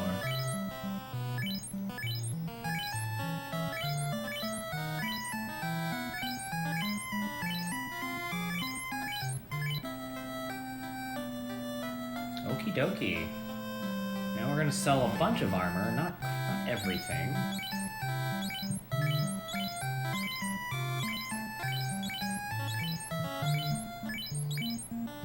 I don't think so. Okay. Yeah, I'm just missing a wooden shield, which is fine.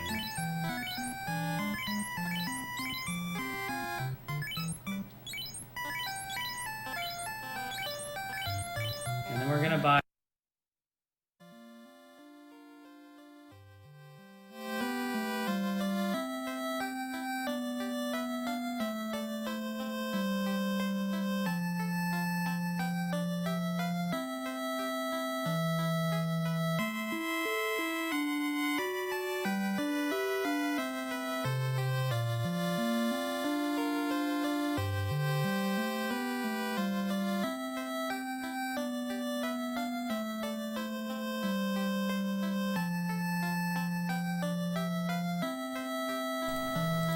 Alright, we cool now? We good?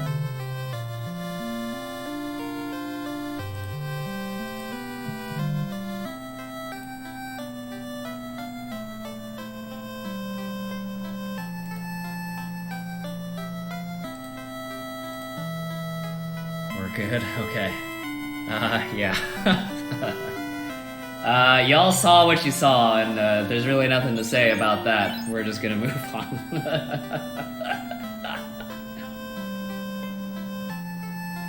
Anyway, we got the silver armors, and we talked to this guy for the canoe. Now, normally you go to Crescent, get the canoe, and you will do the volcano, but we're gonna skip all that actually, because it actually turns out you can do Ordeals and Ice Cave early, quote unquote early, and that's exactly what we're gonna do instead. So we're gonna head on out. We now have a canoe, and every step into and out of the river actually doesn't count. So We get to skip some steps that way. And then I'm gonna skip this encounter here.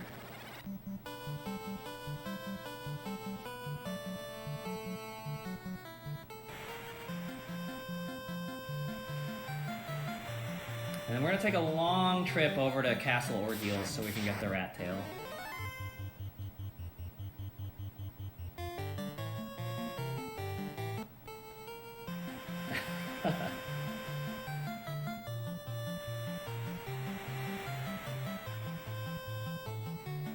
The nice thing about the ship is it moves fast and you don't get a lot of encounters. So 1, 2, 3, 4, sail down.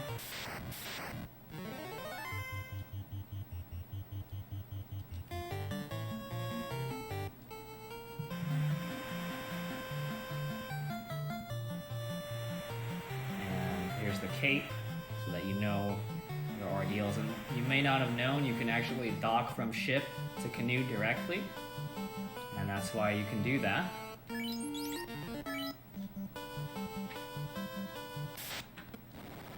And then we want to set up the ideal encounters for Ordeals. Ideal for Ordeal. And that's why we will then... even though I could have entered directly, I will actually be burning 2 encounters first. Before I waltz in.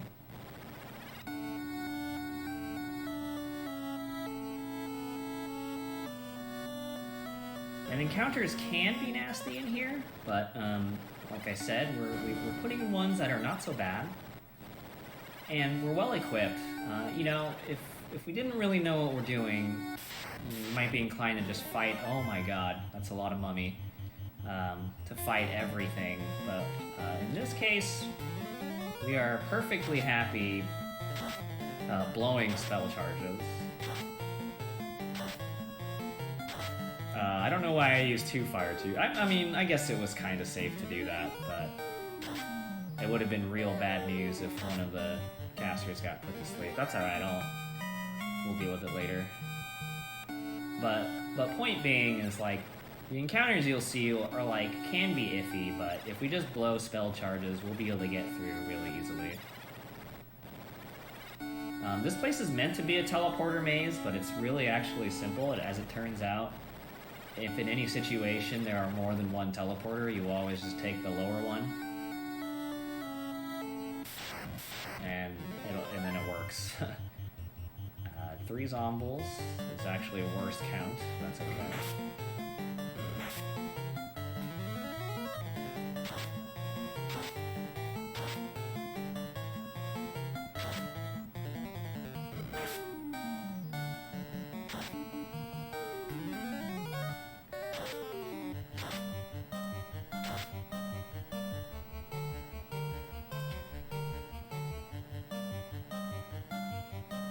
Good luck.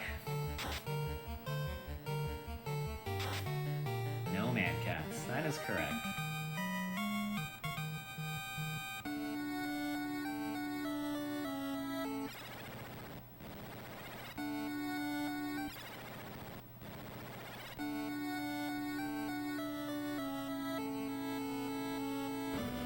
Okay, we have to get the trap tile there.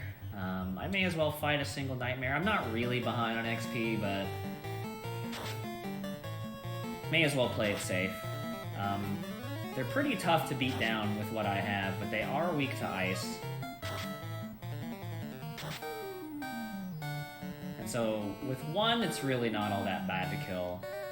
I even could have 1-rounded it, but I didn't, unfortunately, but it's okay.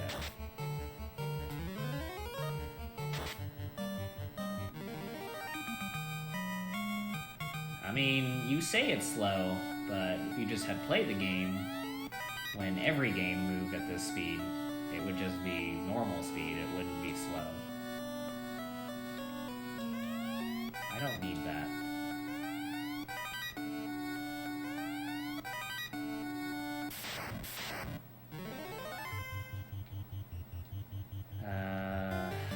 Shoot. Yeah, let's use your fire too.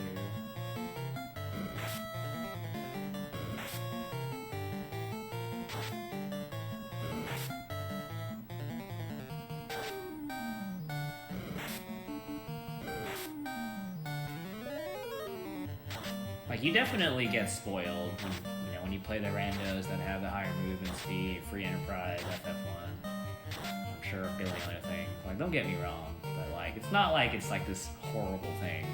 It's really not.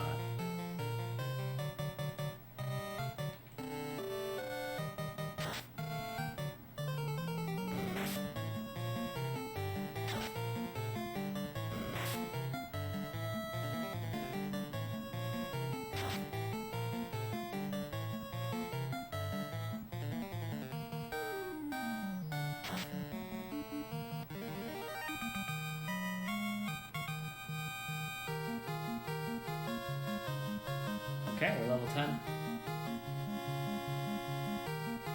That is good. And you can kind of see the beating I've been taking.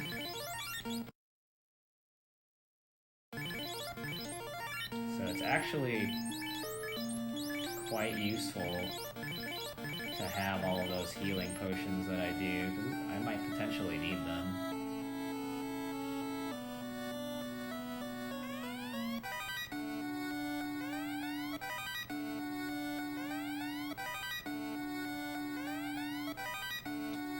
Okay, so let's see, we can drop that and that. This, that should stay there. You go there. And then we now have an ice sword, right? Yep, so you go there, you go there, you go there, and you go there.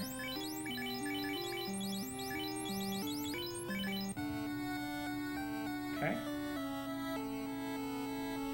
Make use of all the encounter tiles possible, and then hit the trap tile. 2 zombie Ds. Typically is what I'm looking for, but in this case, not so much, because 1, I'm already level 10, and 2, I'm down a fire 2 on accident. So this fight's gonna be kind of slow now.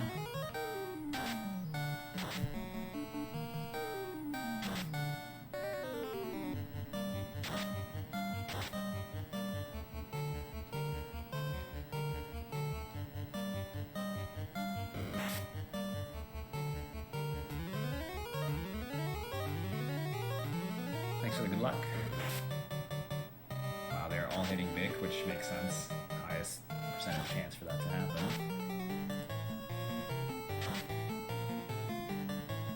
Wow, I was really expecting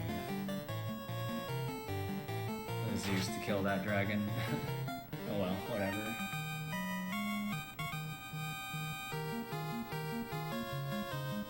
Alright, well, we'll call that a win.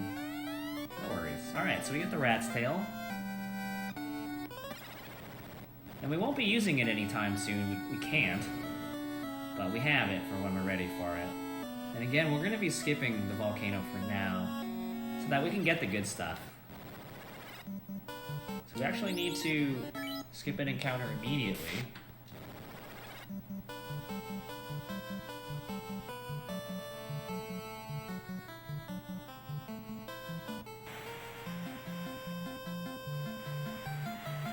Before we head back to that continent, we're actually going to go to... I mean, I guess technically it's the same continent, isn't it?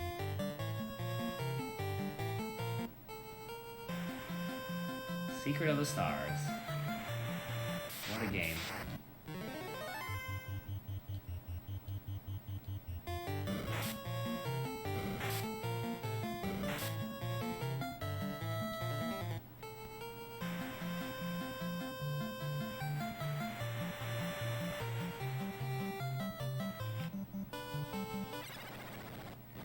My man Palmer. Thank you, dude.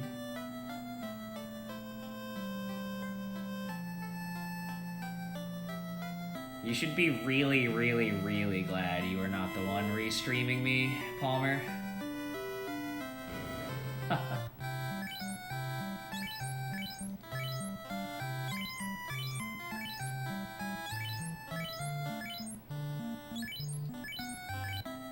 Although, to be fair, well, anyway, I won't say anything, but yeah. It's not been a great run. It's been a fun run. Not too much of a fast run. Okay, we're buying a couple soft potions because the reality of the ice cave is there's just no avoiding at least one cockatrice battle. So, you gotta buy softs.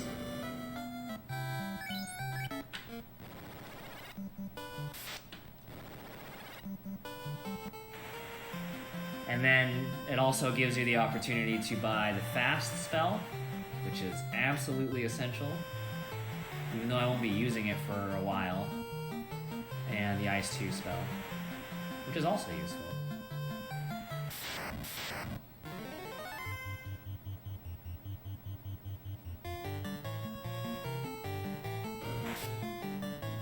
Yo, we actually all failed to run.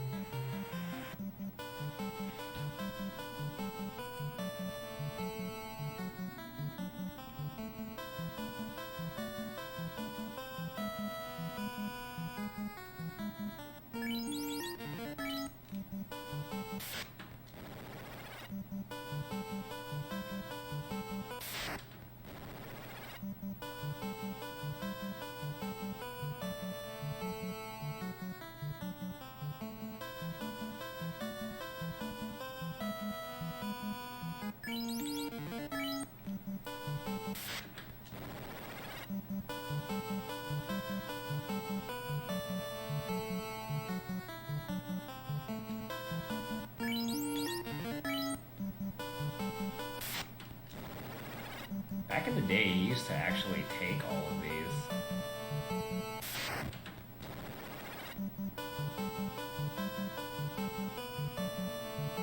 And then run.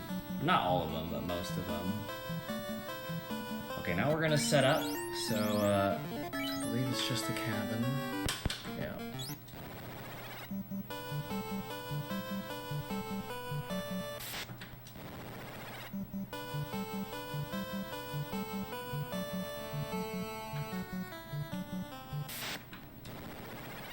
Okay, so you're burning the first two encounters because there are two cockatrice encounters, but to set up everything else, you really can't afford to burn another one, so you have no choice but to take this one cockatrice encounter, and it just kind of is what it is. Hopefully nothing happens, but unfortunately it can't be completely eliminated.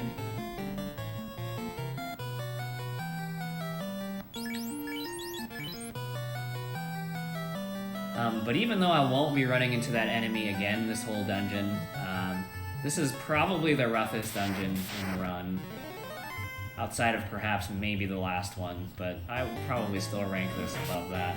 This place is rough. And so we're really just praying we can make it through. It's not a short dungeon either, to have to be repeating. And again, the marathon route works in as much as it can, but there are certain occasions like this dungeon where there's really just only so much you can do.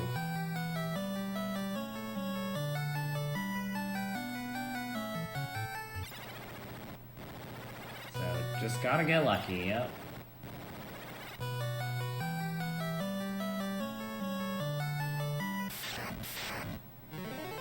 Oh god, thank you. That's a lot of ghost action, and thank god for the strike first. Okay, a single frost wolf. You tend to just want to see the solo frost giant.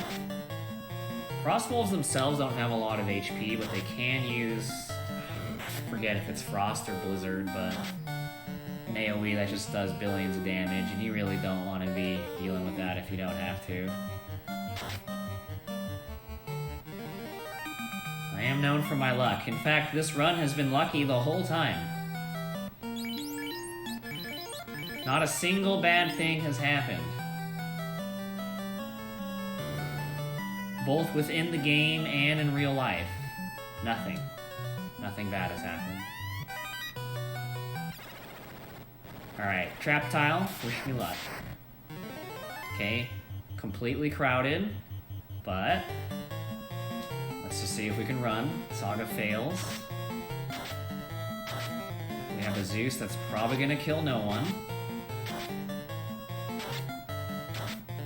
Okay, well that's 2 less attacks than I have to deal with. That's more than nothing. That's a stun on Vic, who hasn't tried to run yet, so he's just out. And Castler gets us out of here, though. Okay, I'll take it. You just gotta get out of there. You can also opt to blow a fire too, which I do have the option of doing, in all fairness.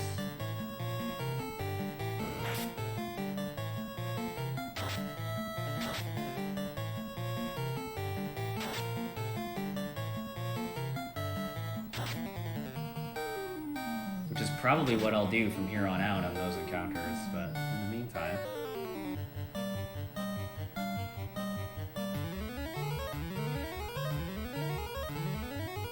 You can use items, or weapons and gear as items too. This is very much a game where some items already have uses in battle. So right now what we're focusing on is the heal staff, which casts heal 1 for free. It's not like super incredible, it's just heal 1, but it's better than nothing. And we're also using the Zeus Gauntlet as well. Handy items to have.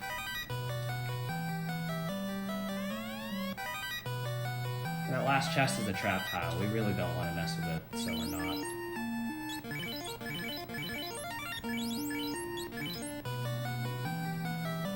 Plenty of money in here anyway.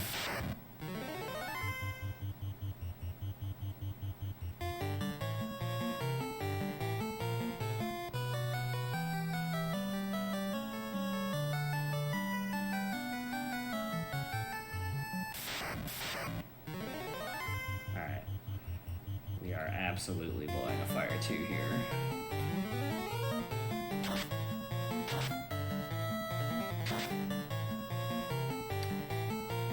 I'm really shocked that didn't kill, but thankfully it didn't matter.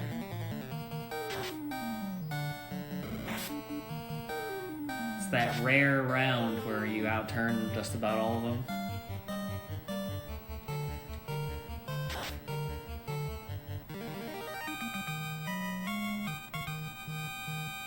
So now we're pretty much in one of those situations where you do think about what you fight and what you don't fight, for the most part. Now, Frost Giant battles, even if I didn't want to fight them, you can't run from them anyway, so you're fighting them. Plenty of other encounters I could technically kill fast, especially with Fire 2s, but you know, they're dangerous, it might not work out. You also really just don't get a whole lot for the time you're investing. So better to just run and hope you get to run away. Okay, so now we're gonna fight the Eye, who has the XXXX spell, which is an instant death spell.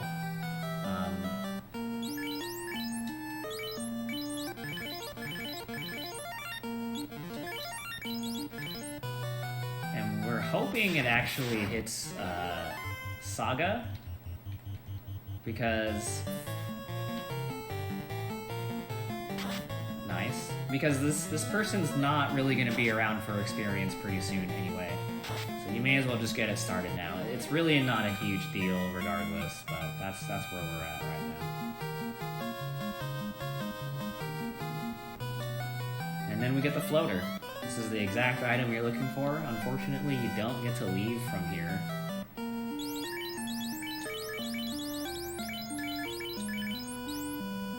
How's our health?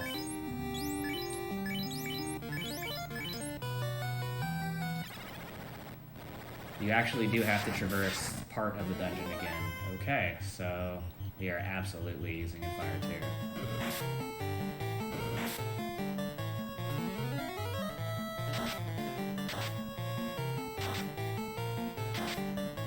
Oh, thanks for the good luck. So the key here is we still might successfully run away, and that's fine. We didn't. Okay, I may as well kill this. But the point is to be able to clear out everybody so it lowers my chances of getting stuck here. Because that's what you don't want. You can get stun locked and die here. It's one of the many ways this place is awful. But from there, we're pretty much set. It's not the last encounter we're gonna get. It's not the last encounter we're gonna get with things that can stun, but for the most part, we're looking pretty solid.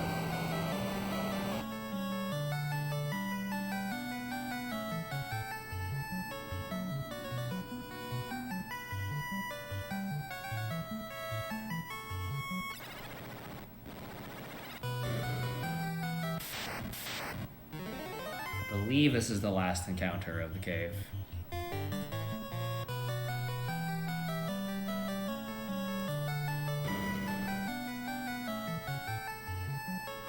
And these stairs actually take you all the way out.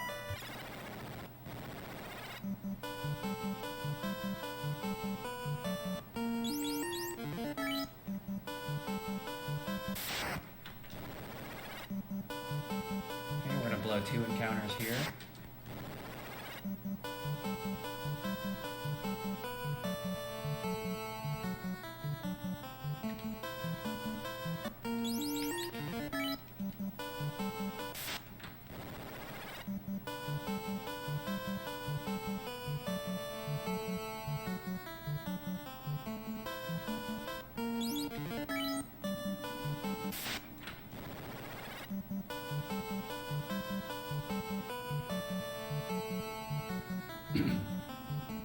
One here.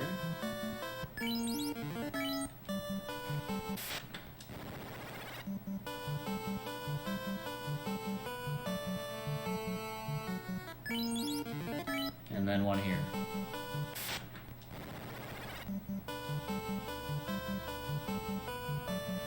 And then the spot we're going to use the floater is on the same continent, just on the southern end, so we're almost there. We just got to sail there. I forget if this is the last encounter before, or maybe there's one more. Nice ambush, though.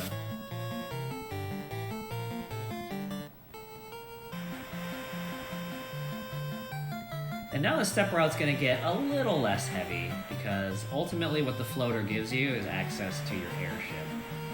And you don't have to worry about getting encounters or encounter steps on an airship, it's an airship. And so there will be absolutely times where I'm on land and I'm still using cabins and all that stuff. But there's just going to be less of it because my main method of traversing is this now, where I don't have to worry about it. So again, I might have to land somewhere and walk to a town or a dungeon or whatever, at which point in time you'll see me do the same stuff, but for the most part, a lot of that will be done now. So now that we have the airship, we can make use of it to reach these islands you would otherwise not have access to. And there's lots of these little entrances you can go to for different random items. We won't be needing any of them. But what we do want to do is get our class change, which is what the tail gets you. So our fighters will be turning into knights, and our red mages will be turning into red wizards. The knights will get access to better weapons and armor, as well as limited white mage usage or white magic usage, and the red wizards will have further access to black and white magic as well, and same, they'll have access to different armor and weapons. Their armor is really not going to change very much, but yeah. So now that we're beefy boys now, and we will continue.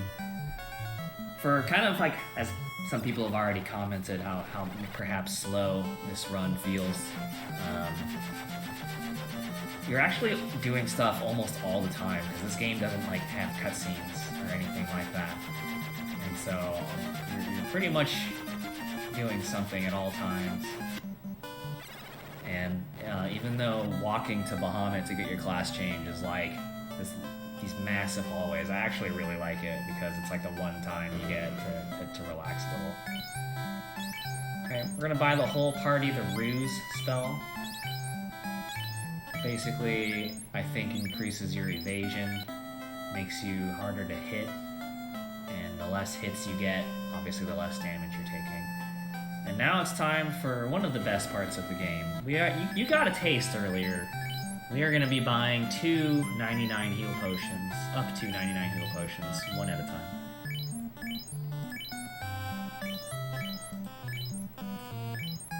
No, it's vanilla. We ain't speedrunning no ROM hacks here.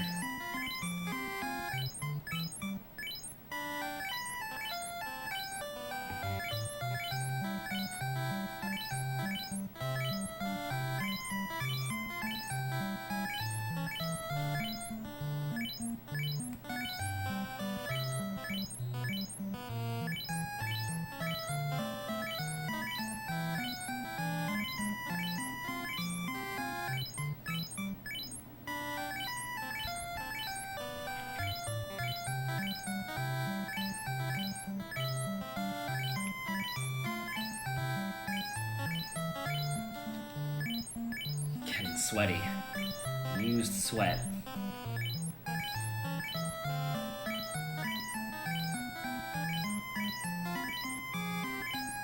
This is probably the only thing that I mind about playing vanilla. I don't really care that everything's broken. I don't really care about the movement speed. This is a little much, but, you know, it's all part of the charm, man. Oh, I'm done. That's probably because I had so much money before.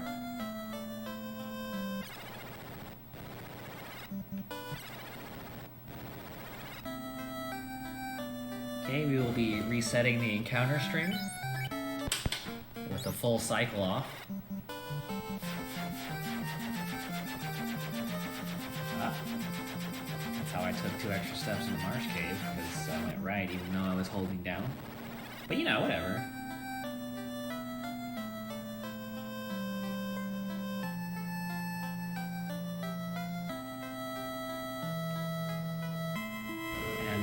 Buy the Cure 2 spell for everyone.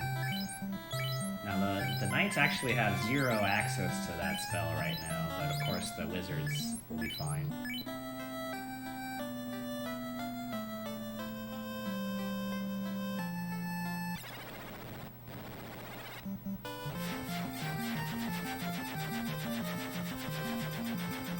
And then it's volcano time. So first I gotta give the old seizure warning. Oh, cripes. Cripes. Okay, that's fine. Everything's fine. I forgot to revive, That's funny. Forgot to revive this dude.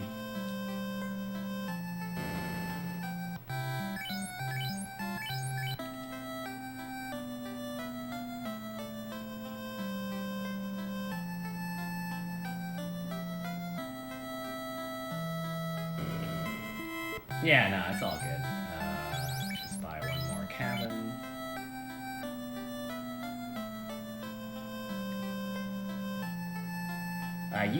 Usually I don't have someone dead. Usually I end up killing the eye, like, right away. So,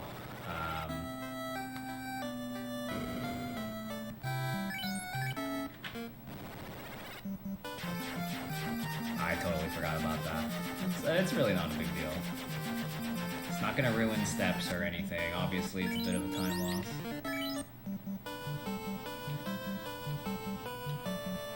And we're gonna burn one here. Anyway, so there's a lot of damage tiles in here. You're gonna see a lot of screen flashing. So if that's gonna bother you,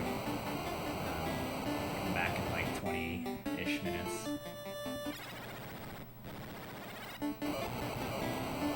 The bad thing about this dungeon is that there's a lot of damage tiles. The good thing about this dungeon is that damage tiles don't increment the step counter.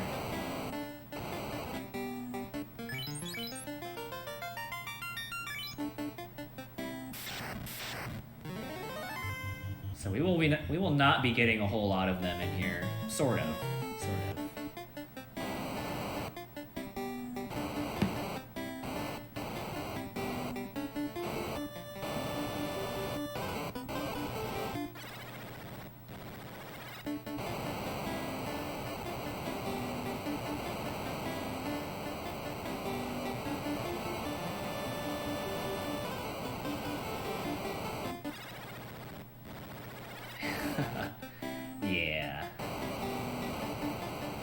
feel like it's all pretty self-explanatory.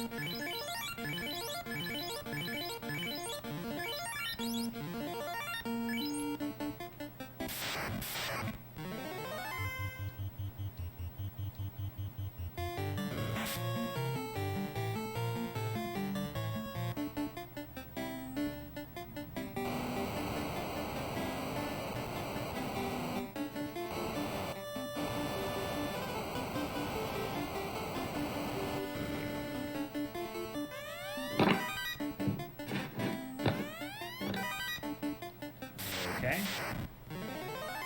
So we're hoping Saga gets bopped here. Alright,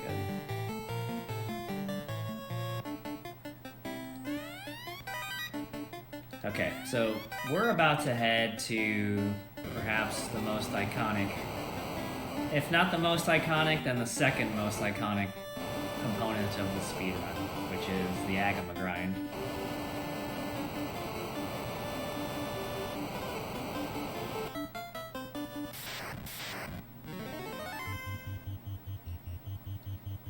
We are currently level 11. We will not be leaving this room I'm about to come to until we're level 16.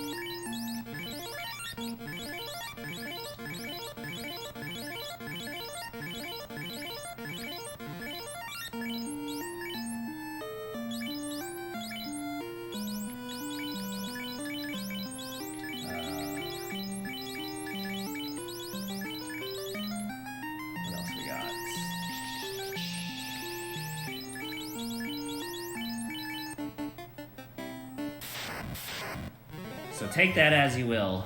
On the tile I'm on, as well as the tile above it, 2 trap tiles, 2 identical trap tiles. They have 1 Agama.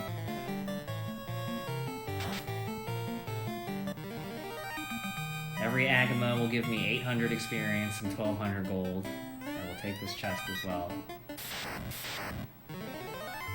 And once again, I'm level 11. We will not be leaving this room until we are level 16. So, I know what you're thinking, and the answer is yes. I will be walking back and forth between these 2 tiles, fighting the same enemy over and over and over again, until we are the correct level. And so, here we are. Let's go. The silly thing about this is there is absolutely RNG here. You're going to be fighting them so much. And you want to not only kill them as fast as possible, because obviously that's time, but you want them to take as little turns on you as possible. Not just for pure damage, but the fact that they also have an AoE called Heat, which actually does good damage to everybody but Bick, who has the Ice Shield.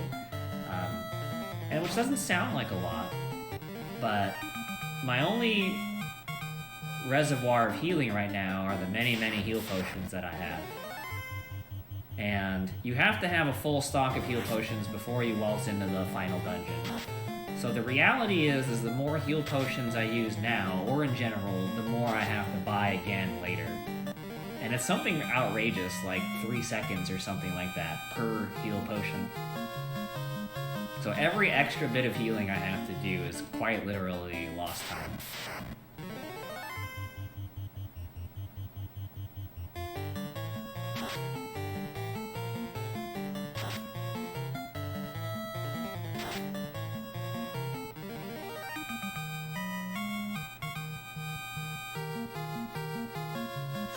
Still 4 full levels to go.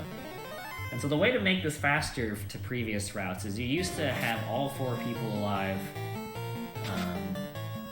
and you would grind them all to level 15. Instead, with 3 people alive, you can grind them all to level 16, or grind the 3 of them to 16. And it happens faster than grinding them all to 15. It does put Saga or whoever your bottom mage is into a bit of an awkward position. Less hit points, less spell charges. You do have to route around that, or just keep that in mind. And honestly, Saga died so much, his level is like a little worrisome, but at the same time, it's like, well, it just kind of is what it is.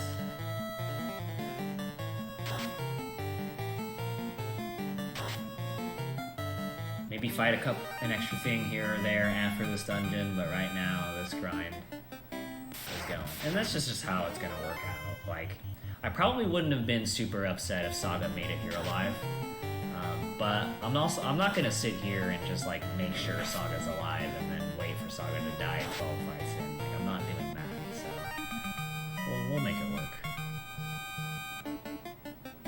If y'all want to do Agam effects, which you're already doing, feel free. I'm not gonna. It's not my gimmick.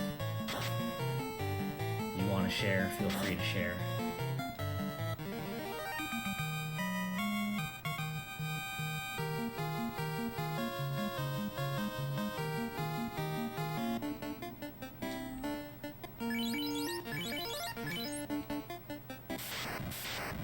Thanks, Ruff. It's been a run, I'll tell you that.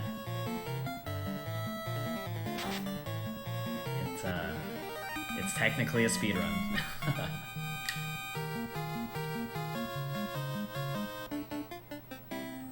All I know is, it's a Friday night, I'm chilling, y'all are chilling. There's a game being played, there's a timer running. What more can you ask for? You feel me?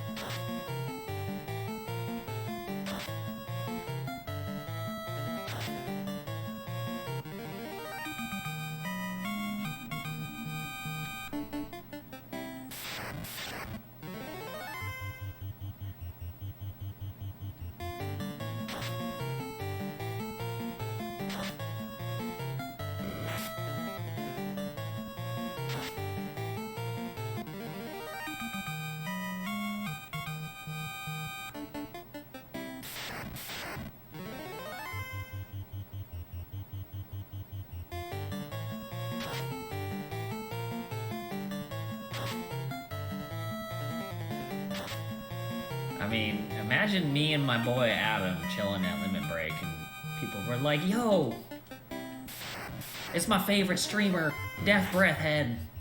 Just doesn't roll off the tongue as well.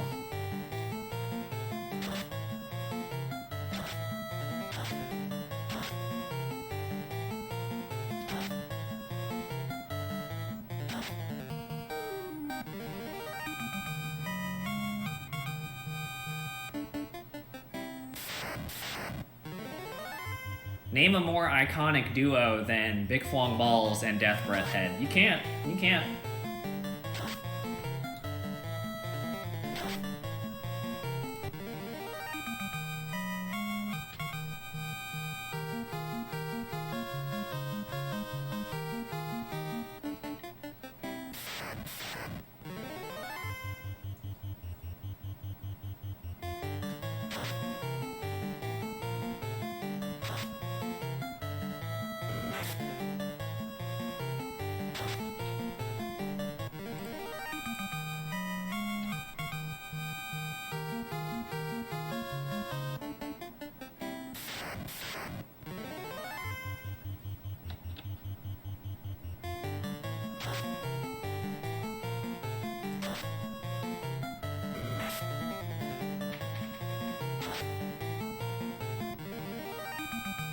No. Now you're just being rude. Don't change our names and act like you're being funny.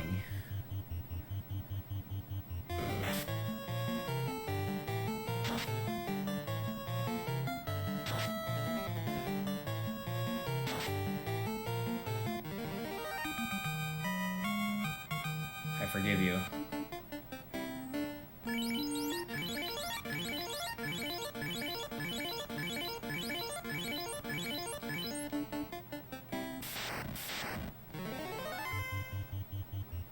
Okay. I need to pull the chat right now since cats came up. I've been thinking about getting one. I've been looking into getting a pet, first of all. Let's start with cats first. I've heard it argued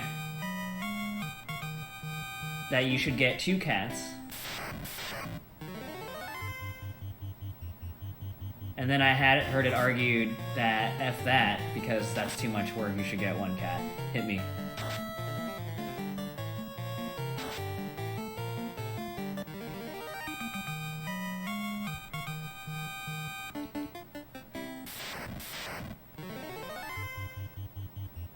No, the dogs are not involved yet.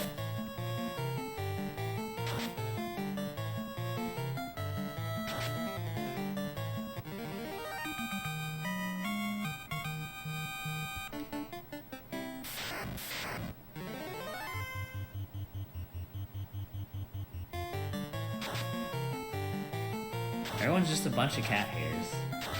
For the record, I prefer a dog, but we haven't gotten that part of the discussion yet.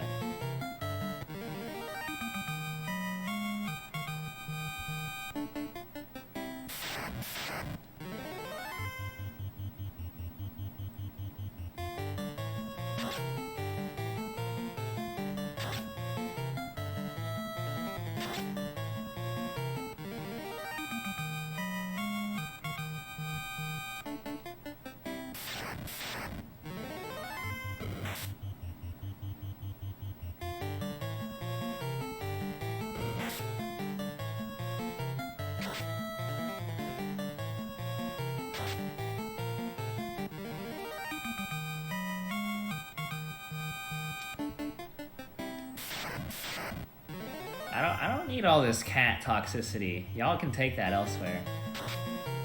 I'm asking a question.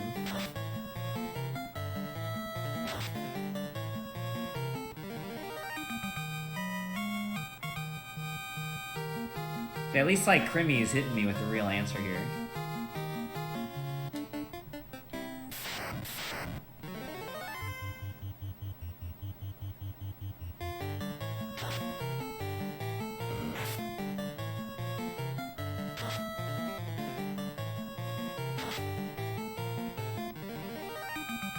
Get a Tamagotchi. Oh yeah, dude. I used to have one of those actually. Like when I was in like, I don't know, middle school or some crap.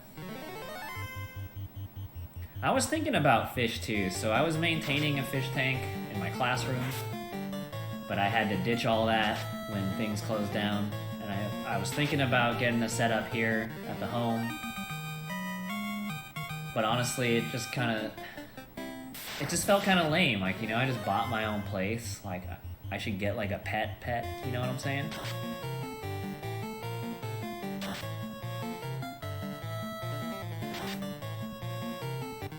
I've just been told by multiple sources that like 2 cats, like they like mellow each other out. Instead of 1 cat being bored and like tearing stuff up. But then the counter argument given to me was you should have 3 litter boxes for 2 cats. That's the first time I've heard of that. Like that you should have your cat plus 1 in litter boxes. And that even when they had 2 cats, they were both just crazy anyway.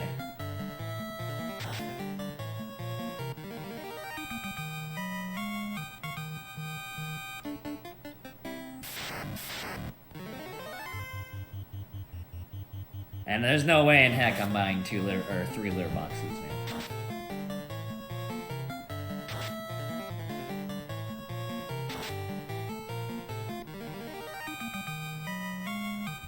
Yeah. That's what I was... I mean, I believe that, the whole, like, buddy-buddy thing. Not the whole litter box thing.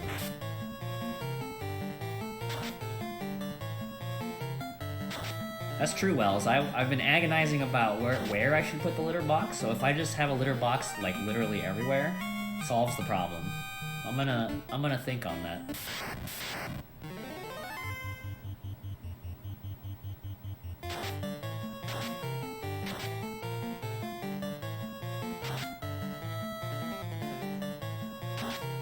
But one at a time. Now we're talking. I see you, I see you.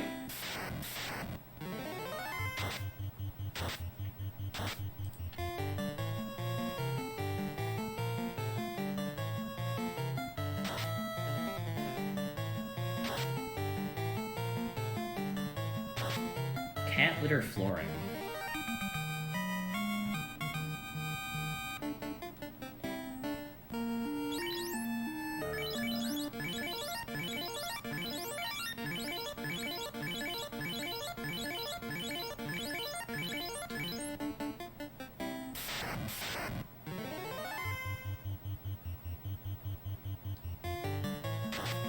No, it is not.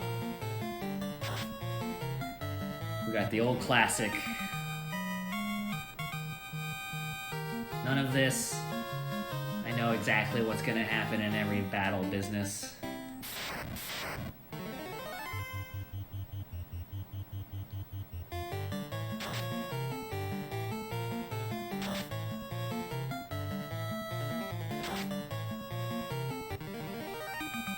We are level 16, yep.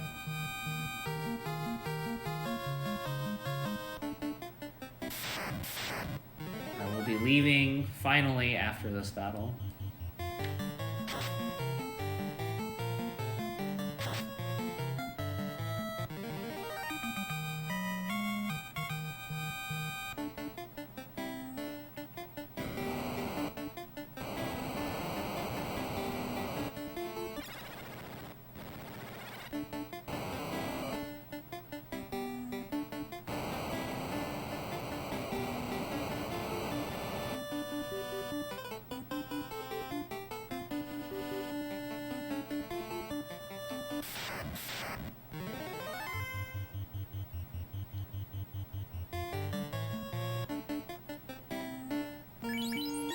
Yep, intentional death to funnel experience into my other members.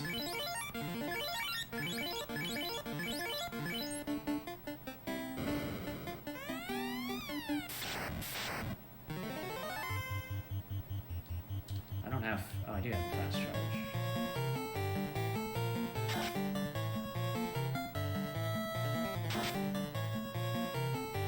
Not that I'll get to use it, because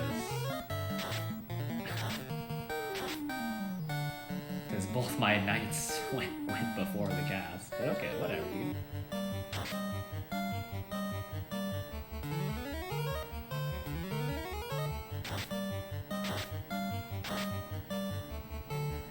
Has nothing to do with how I feel about the Saga series. Stay tuned for Saga 2020 signups.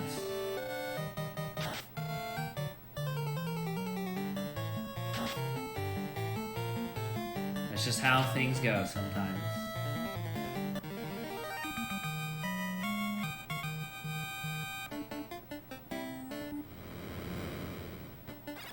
Alright.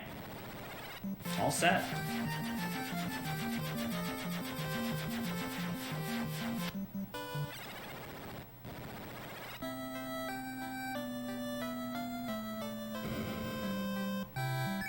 Gotta revive our boy. Looks like we have plenty of money.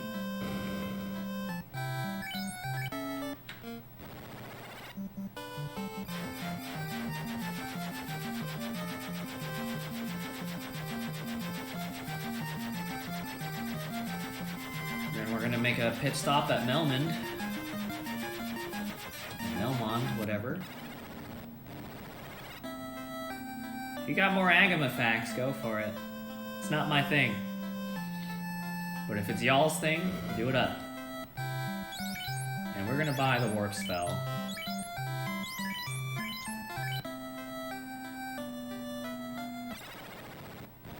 That'll teach me to eat. That's something I need to do. The warp spell will take you to the previous floor, or if there are no floors, you will just leave the dungeon. I'm gonna stop by here, which is where the caravan is, or the oasis. You can buy the bottle. And then we're gonna fly to, I believe, Gaia, which is is where we're going to buy some good stuff, but it's also a place we need to be in order to progress the story anyway. So we're going to be working our way towards the water element. We did earth and we did fire. Now water is next. You got to do this whole string of stuff so that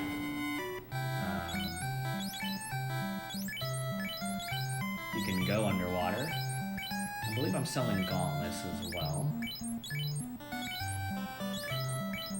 And we're going to buy 3 pro rings. One for our first fighter.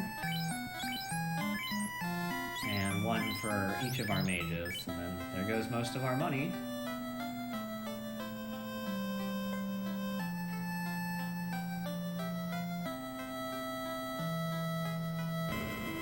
Five cabins.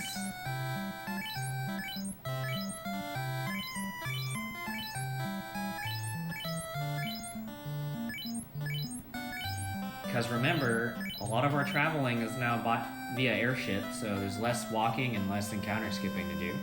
Last time we bought cabins, we bought 12, and last time we bought tents before that, we bought 25. So that'll probably tell you everything you need to know.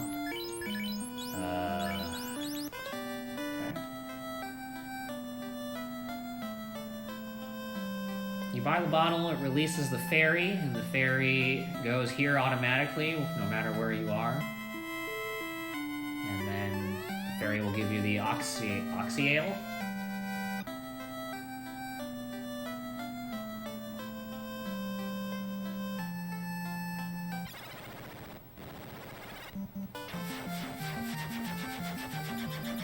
And then we're gonna head quite literally right where we were.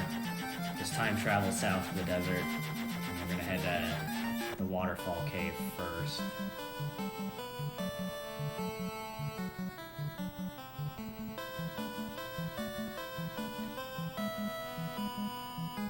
Get a nice long trip here. And once we're parallel with the town, plus the cabin, skip the encounter twice, I believe. Yes.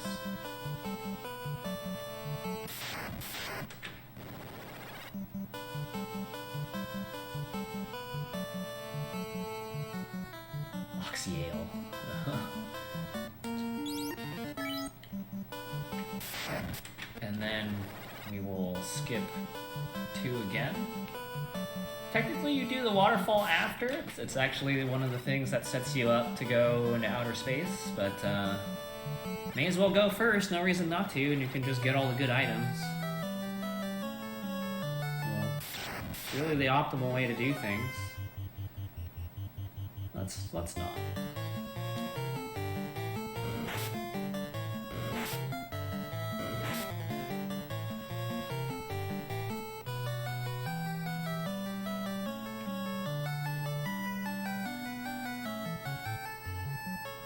It's a really simple dungeon. Like, you definitely have to make some interesting paths to get to the end, but there's really nothing special to it. It's got some really good stuff. The enemies are reasonable. They're not super powerful, that's why you're seeing me skip them. Whiz mummies are not bad, but no point in taking a battle. Even though, like, I'm totally happy to, I will take this, though. I'm totally happy to, what was I gonna say? Take extra battles and extra experience, but most of the battles here are not worth a whole lot.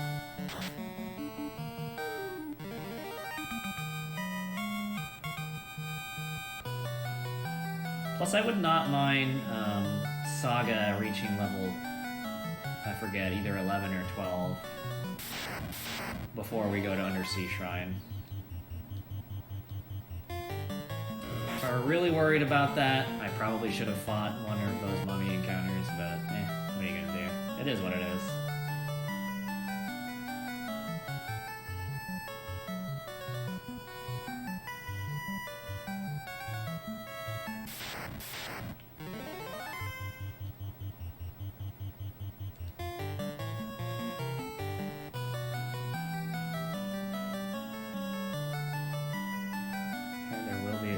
Gotta bounce back. There will be a trap tile here, so I'm going to prepare for it.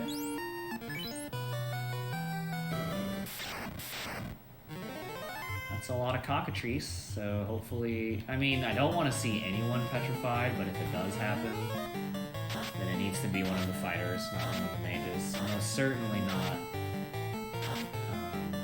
Saga, but with an early fire tier like this, it should be an irrelevant concern.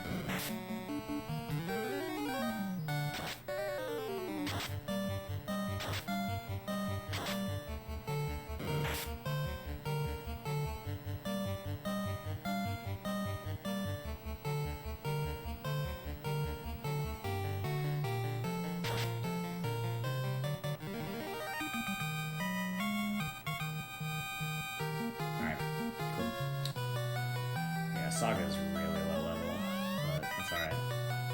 Okay, so Ribbon, 13k gold, 64, so like 20k gold. Get the cube, which we don't need yet, but you need it eventually. Get the, another 5k and the defense sword.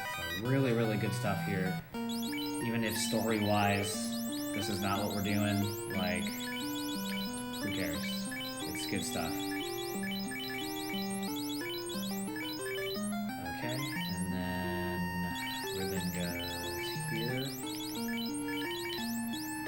Out.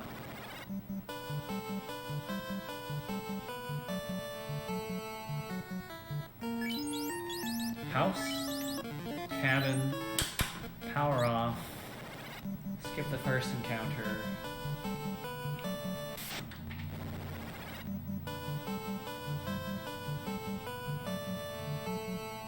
Skip the next encounter.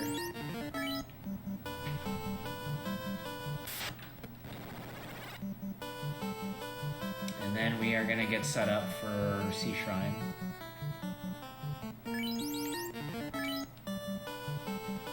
So again, you'll notice it's really not just about saving the time from not fighting or running. We are also getting the encounters set up for the Sea Shrine as well.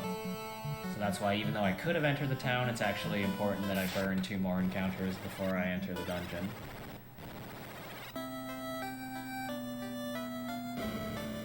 Okay, 4 houses.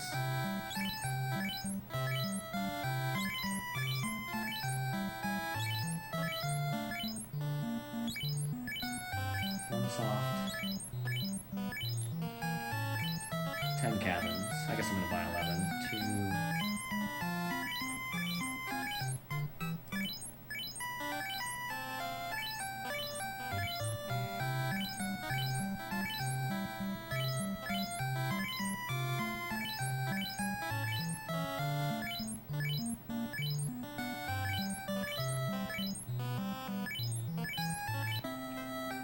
Let's just double check that I did everything. Okay.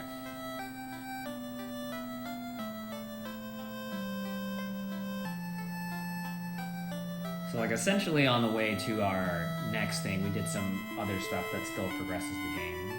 And if you can get some good stuff out of order, you may as well do it. Please get out of my way. Alright, so here the mermaids ask you for help and then disappear.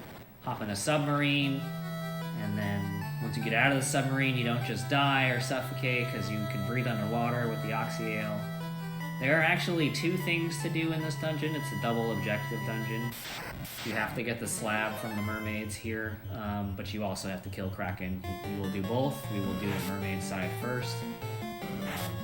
Both because there's less to it, so it's easier to go from here to the other than vice versa.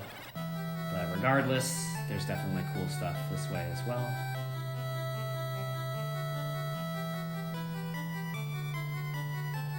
And I'll probably be fighting most things. Well, technically not most, but you tend to be a bit choosy in here, and instead of... I'm still going to not fight the things you always say no to,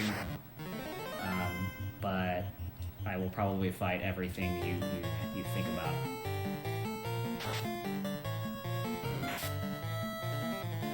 Thank you for supporting RPG Limit Break. I'm sure they appreciate the sub and the bits.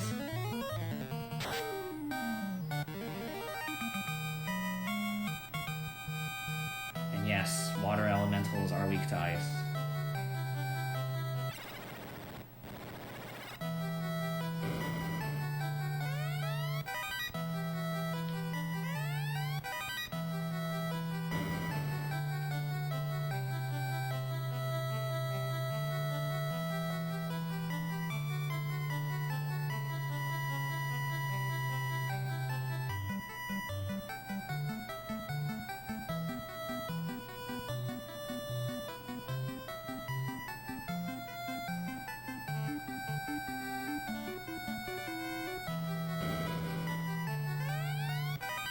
Lots of other chests in here. I'm not gonna really bother. Thank you for the good luck. Okay, I can't remember. We didn't pick up a new weapon, right? Yeah. Alright. So next we need to go there and then we need to drop that. And we need to go there. And we need to go there. And we need to go there.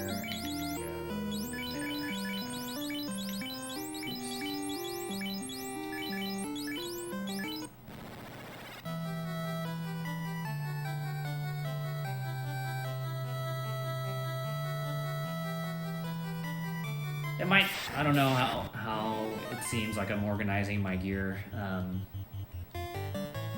There's really nothing too special to it. Because your fighter in first slot's going to be targeted the most, and all the best armor goes to them. And then all the second best heavy armor stuff goes to Hassler. All the better wizard armor is going to go into the wizard that's actually the higher level and has the spell slots. And everything else just gets kicked down to the other mage. That's how weapons work for the most part, if not literally every time, and that's how armor is going to work too. I also gave both the heal staff and the Zeus gauntlet to Saga as well, because they have less to do, less spell charges to blow. So they need stuff to do, and so they may as well use these items instead.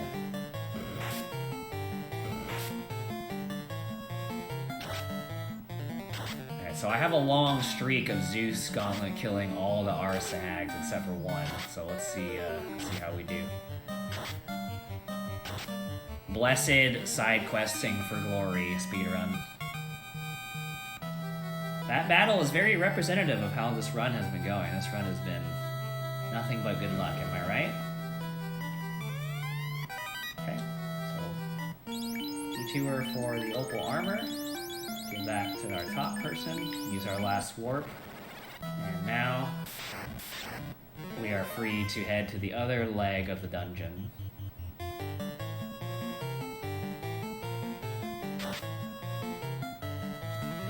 And so that's just 2 floors you have to work with if you went to Kraken first. You'd probably just have to leave and re-enter, because it's not like you're going to walk all the way back. This way just makes the most sense.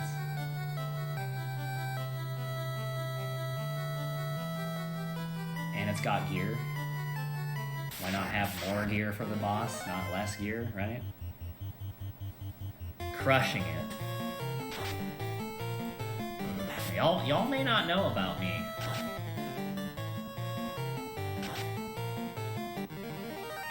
Everyone in here is sleeping on my speed skills, man.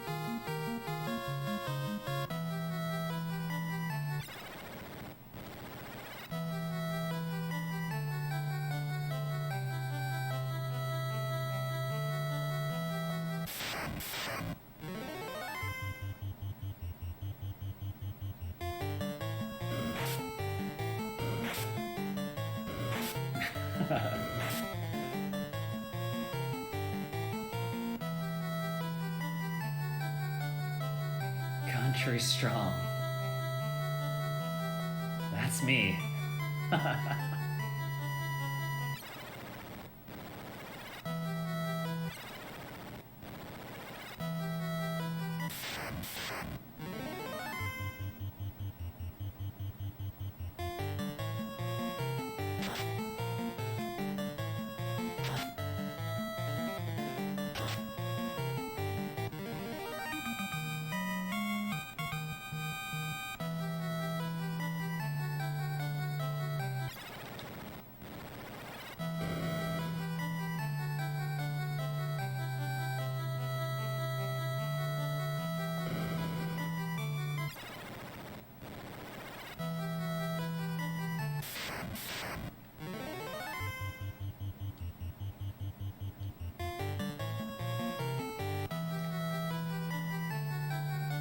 I'm also interested in a dog to take us all the way back. I'm not a super cat person. I'm just a workaholic, and I don't want to ignore my dog. I would feel bad.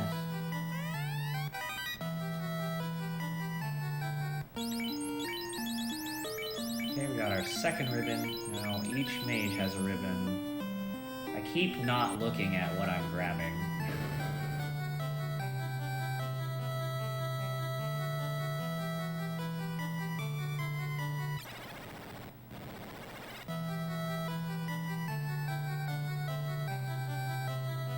This is not randomized.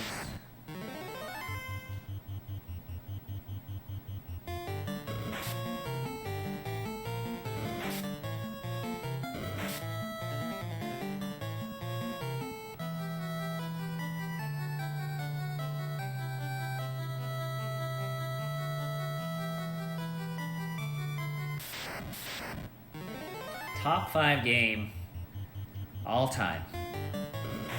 That's a bold statement.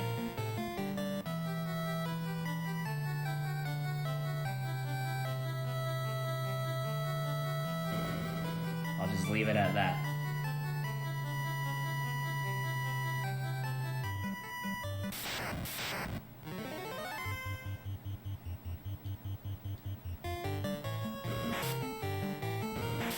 Please stop that. Thank you.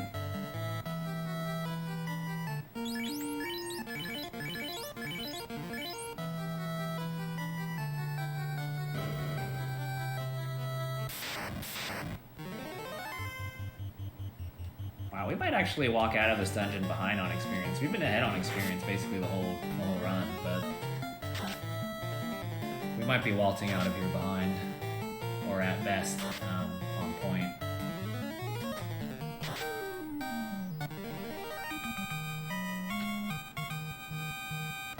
Nope, behind.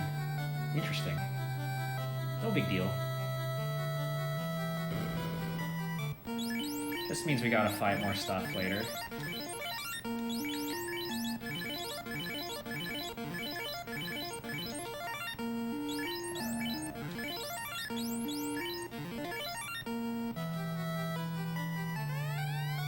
Alright, here's Kraken.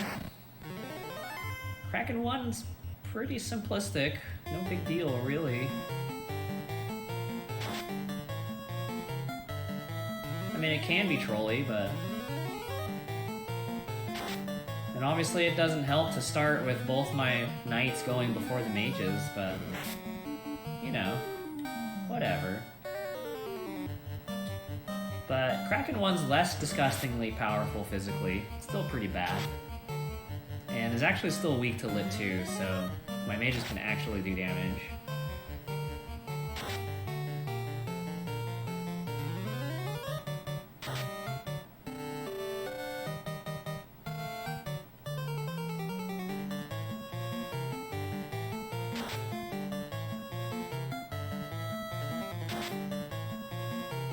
Nice.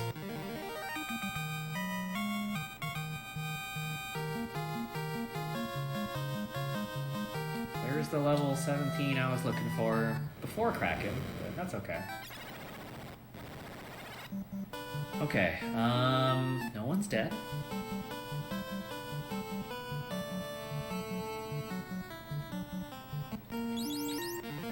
So use a cabin.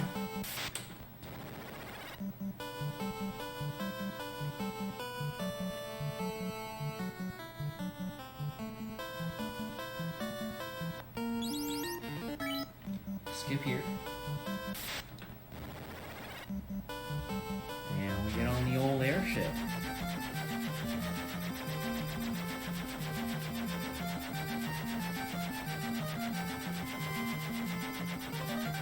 We have to go back to Melman. I think one of Gyre's sticks is crapping on this town. I don't really know why he hates it so much, but whatever. Stop by here. Cure 3 and the life spell for both mages. Now, Saga is low enough level that you won't be getting very many of those, but still good to have.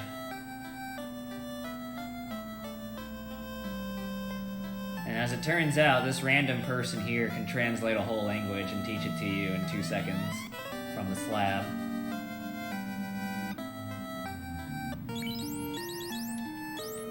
I didn't go to the inn. Now I get to do that.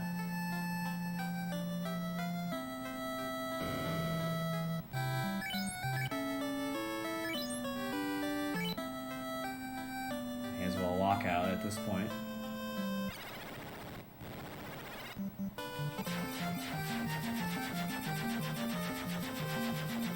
No Countess.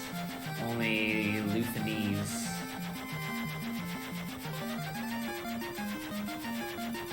Aight. And you have to go to this town for literally one thing.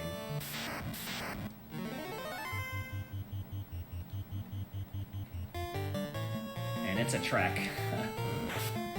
So we'll make use of the trek by manipulating encounters, making sure that the encounters we run into are worth fighting. Like these Tyros. It's a Tyro battle, it can come with the Wyvern.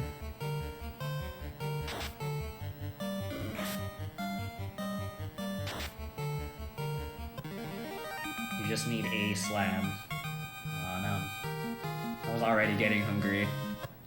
Now I'm actually getting hungry.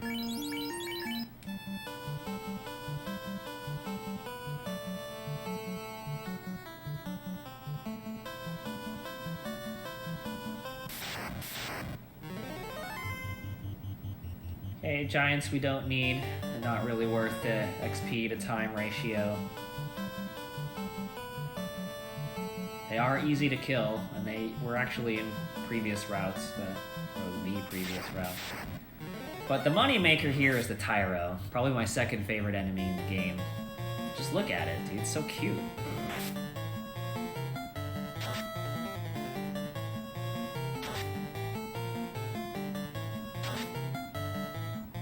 Pork shoulder day. Oh.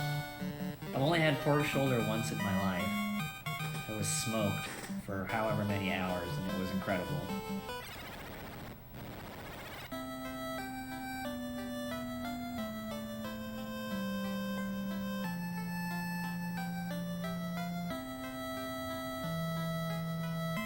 Please move. Please move!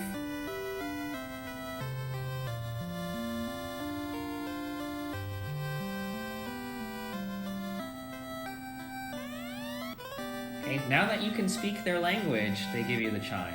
That's it. That's literally it.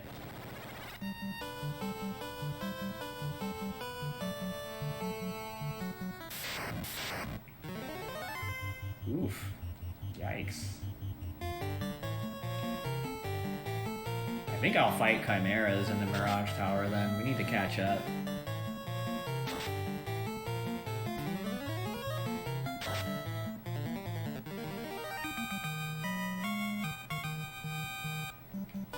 Evolved bats. Oh man. I had a Caesar for lunch with some sourdough baguette with pate and some grilled skirt steak, and I loved every minute of it.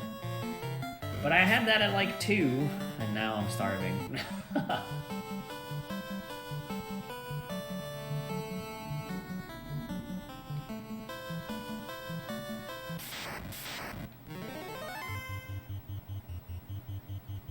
Frozen pizza, very nice.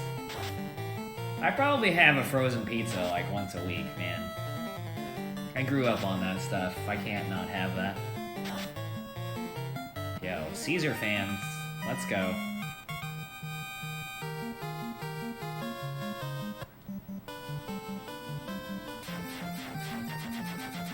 Alright, so now we're ready to do Tiamat. You gotta go through the Mirage Tower, which we will do, and then to the Sky Fortress.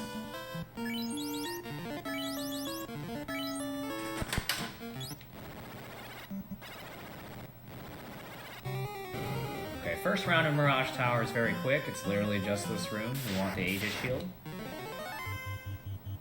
We'll not be fighting 2 vampires. Caesar salad with anchovies. You know, if anchovies were easy, I could take them or leave them. But they're like not easy to get, I guess. I don't know. So I don't really bother. You're hungry? It's 11:24 p.m., Sabin. You hang on. You don't like dressings? I have to have dressing. Even if it's light.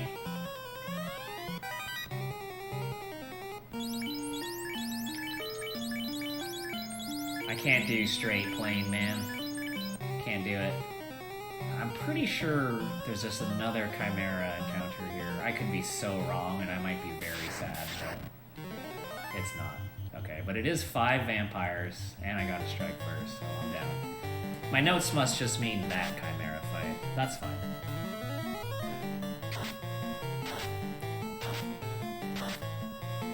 The Satan. I rule? Thank you. It's the nicest thing anyone's ever said to me. Alright, let's get out of here.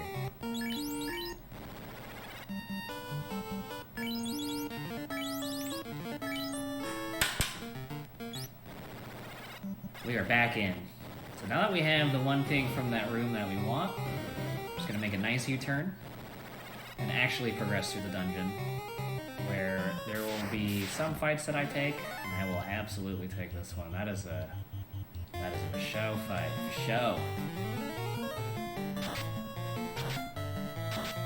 Even I start to feel bad when there's like too much dressing on my salad, but like I for surely have to have dressing. I can't do plain greens, man. Can't do it.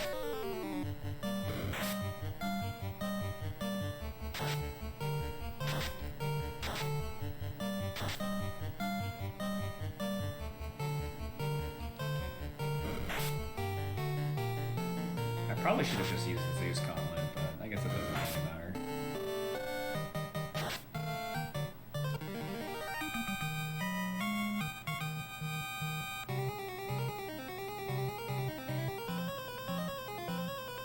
So, like, if you're trying to be vaguely optimal,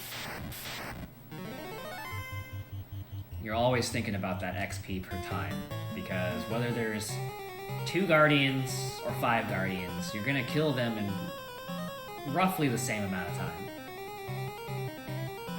And if that's the case, you may as well, you know, like...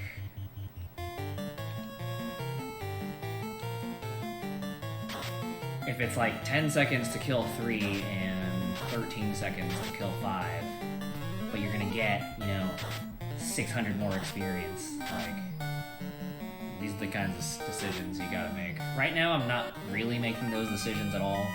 I'm a little bit more behind on experience than I prefer, so I'm pretty much just fighting everything. But if you were doing PB attempts, you'd be thinking about that kind of stuff all the time.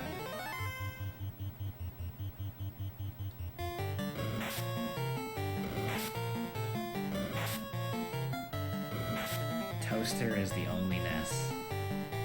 Get this guy out of here.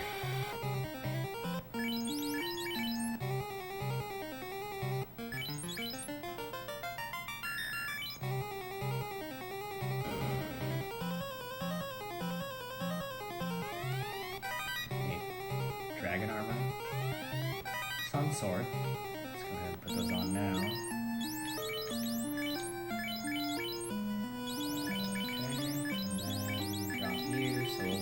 Bop the opal down, put the dragon armor on, and we move on.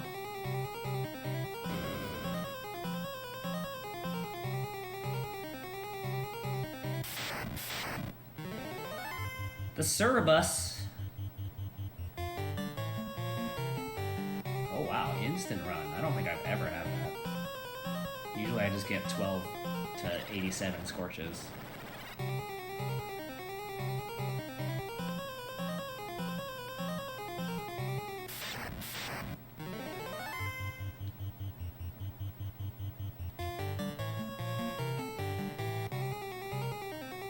Then we'll fight the blue dragon, blue deep.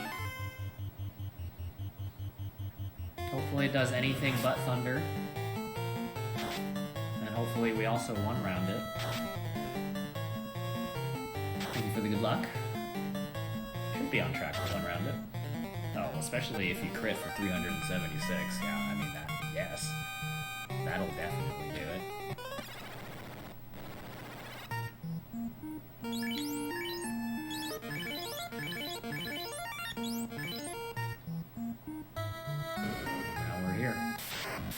Medusas. 2.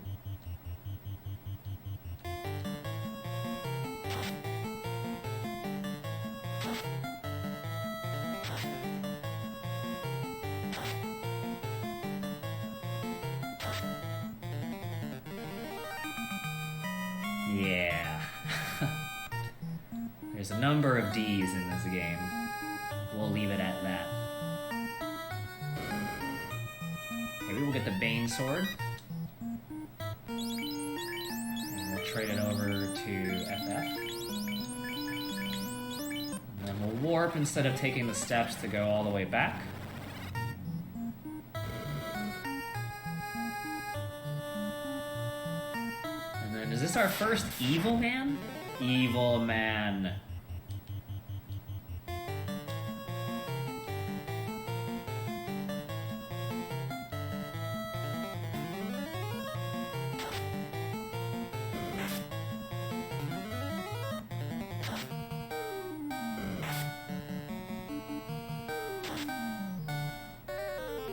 I definitely did not equip the Bane Sword. Nope, that is the plan. Don't need it. We want it as an item. We do not want to use it.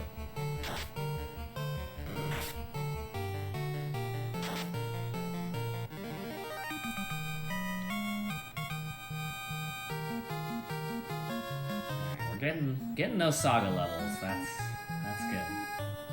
Taking it safe. Because a couple of things to get in here. We're gonna head right first.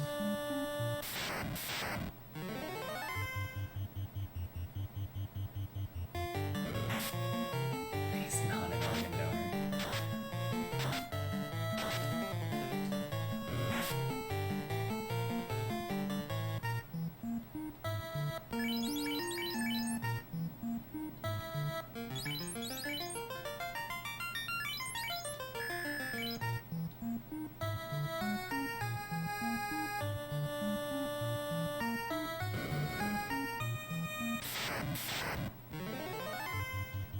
Once again, the evilest of men.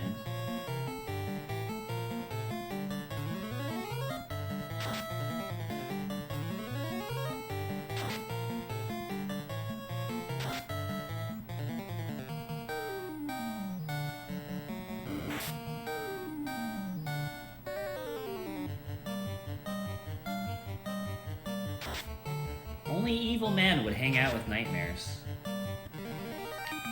Feel me?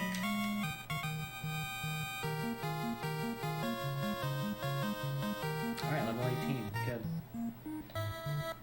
Alright, so drop the Ice Shield and the Silver Helm. We don't have room to actually pick up these items before trading them. Plus, they're both items Castler needs anyway. And again, oops, instead of taking the steps out of here, that sucks. Okay. Just warp out, walk back in. We're not done yet. We want to head to the lower left because the Adamant is there.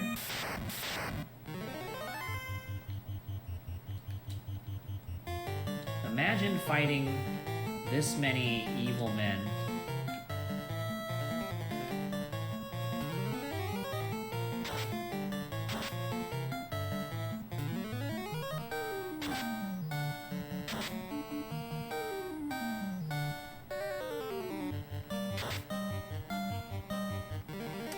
Theater, man. It's been a lot of years.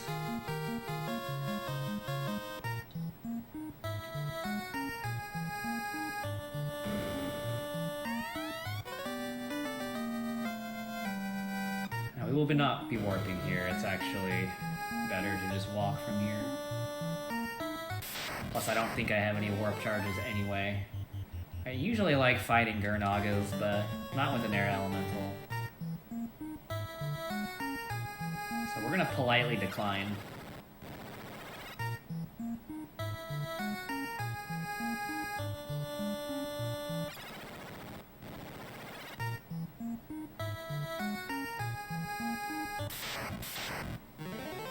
Single whiz vamp, strike first. You know what? My boy Castler is feeling this.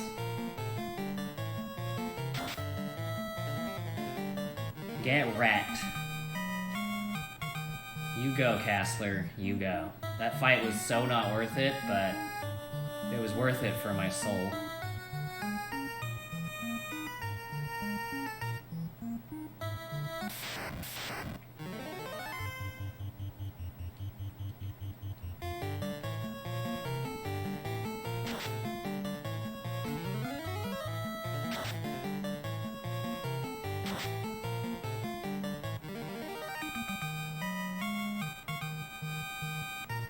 Nice class 8,000 XP. I like. Okay. Final floor. You just walk up this hallway, and you just don't run into Warmech, and then you're all set. It's just that easy.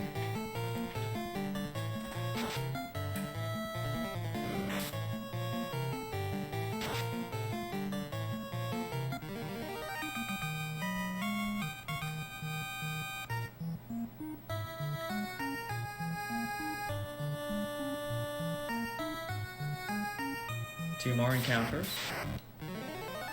We got the North American Ocho.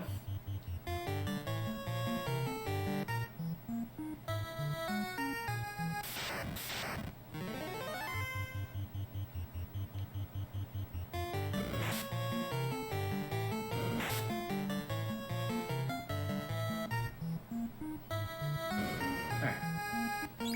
Heal up.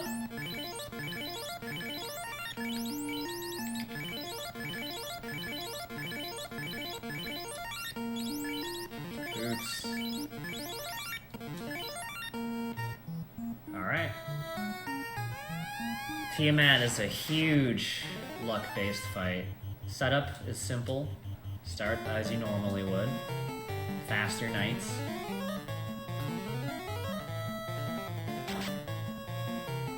$200 damage, very nice.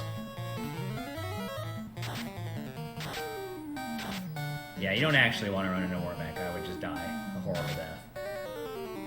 11 damage. Good job, Bick. I'm proud of you.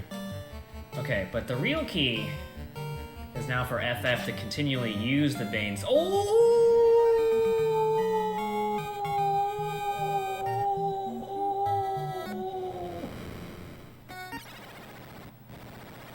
Oh!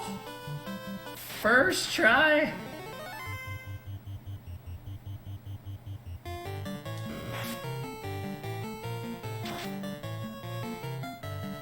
First try.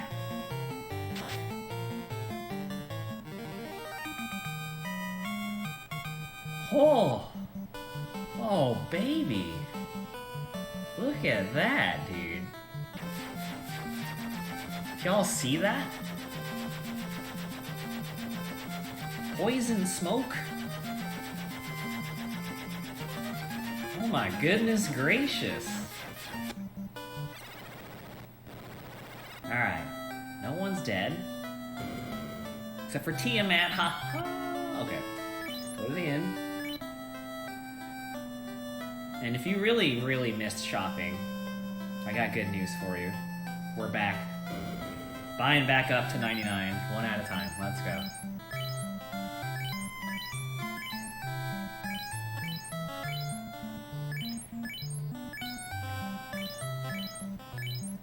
Country strong. Yes.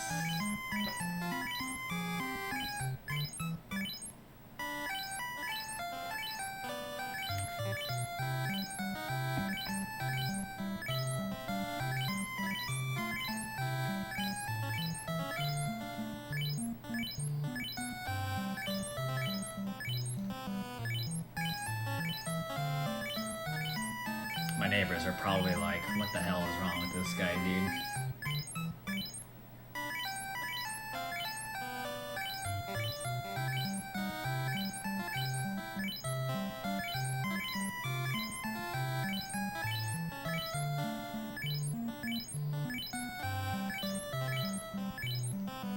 I cannot believe Banesword proc first try. It usually never happens and the fight takes 12 years. The luckiest I've ever been is probably like third try, and that's happened one time.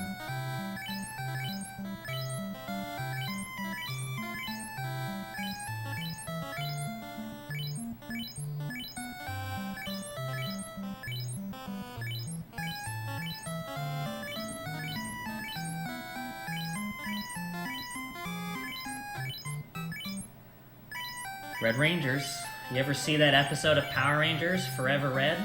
Great episode.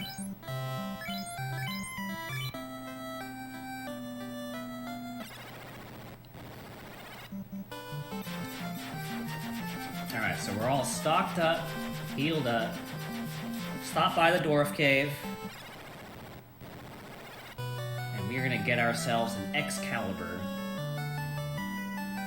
Make sure to emphasize the X in the Excalibur.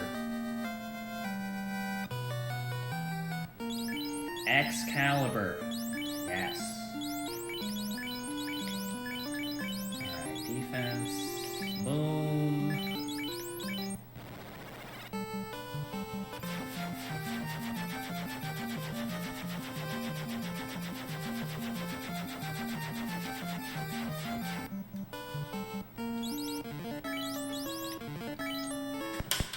And now for the final setup. So we're not like cruising yet. We actually have one last short grind to do with the goal of getting FF level 19 before we do Temple of Fiends proper.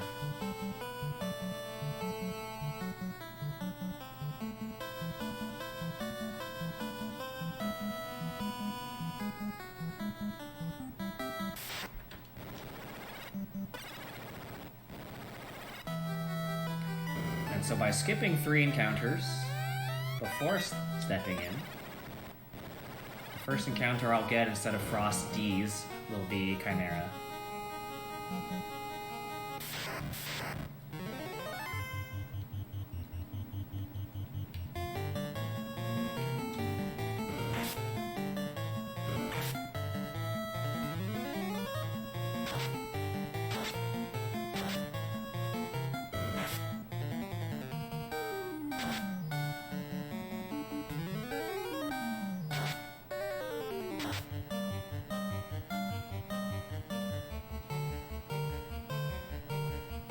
Tommy. I mean, anybody who grew up with Tommy, Tommy's gonna be their favorite ranger forever, dude. That's just how it's gonna be.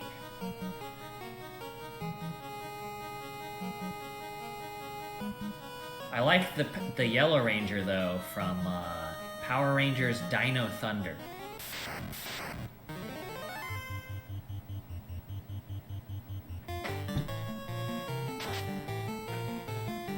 Wrong, Zach. Is it because he can dance?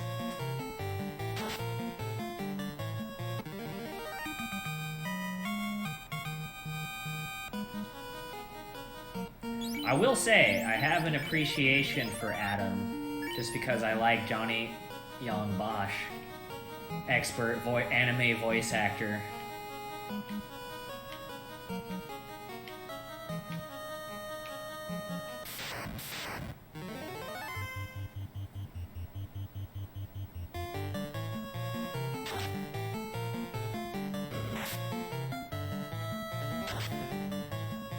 But look, if we're going pure coolness, Tommy, if we're going for pure physical attractiveness, as people do, still Tommy. And then third place is that girl who's the Yellow Ranger from Dino Thunder, whose name I don't remember because I haven't watched it in 15 years. Bulk and Skull?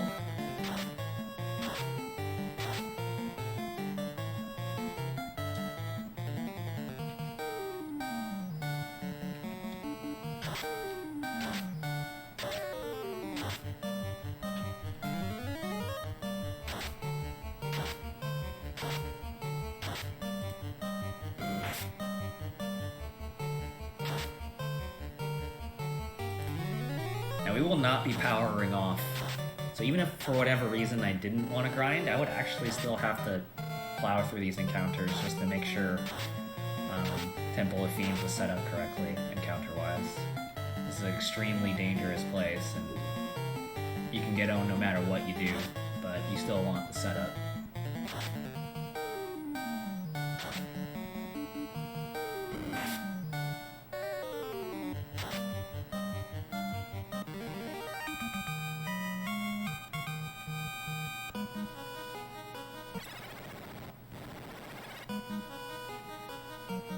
The greatest was getting all the series on Netflix, dude. That was a sick summer. I played League of Legends all day and watched Power Rangers at the same time all day. And somehow didn't die. It was incredible.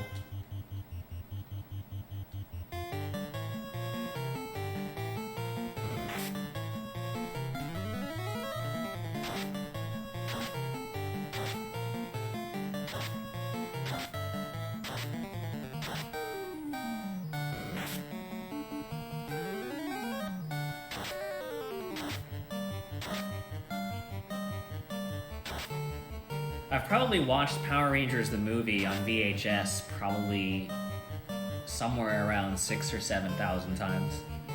That movie is also incredible.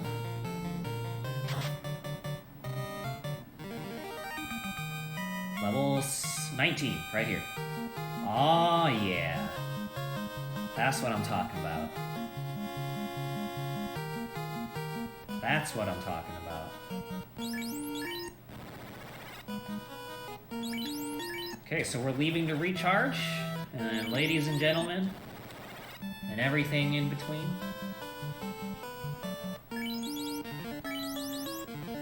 It is time for the final dungeon.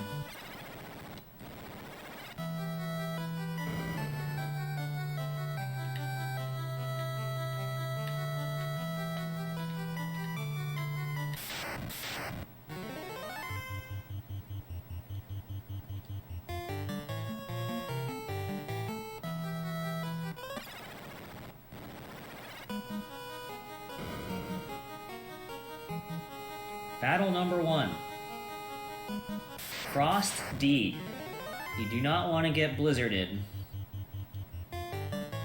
Nice.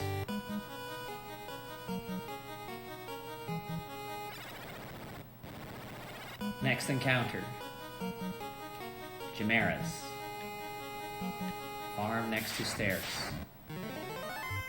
Nice. I have no idea. I don't know, 15 minutes? I actually have no clue.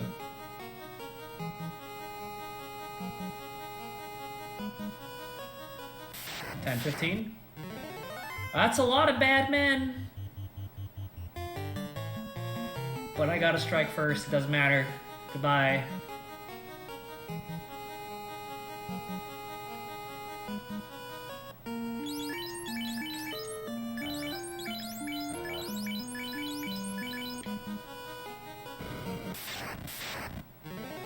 Fight the Phantom, who has access to time magic, so you swap out Saga's ribbon to Big real quick so Big can't get stopped.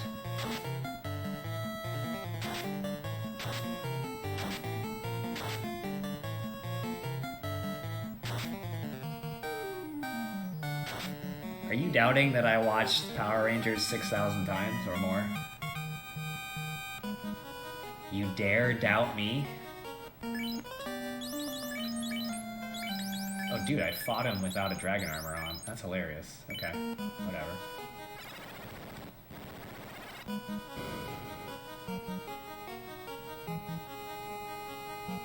Okay, next is Chimera.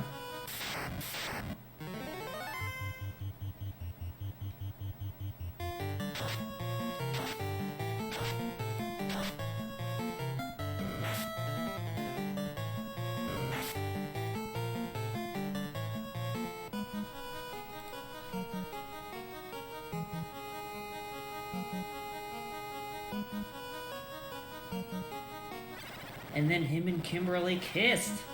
And then he left. And then I had to fight worms.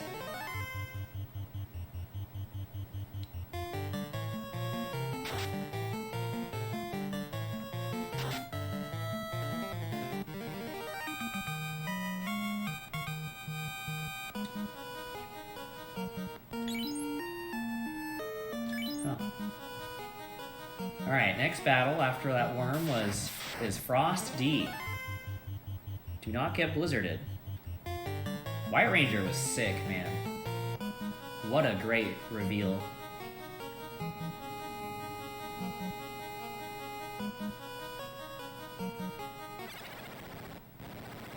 Okay, we have one more encounter before the magic happens. after our golems. Yeah, he was green, white, red, black?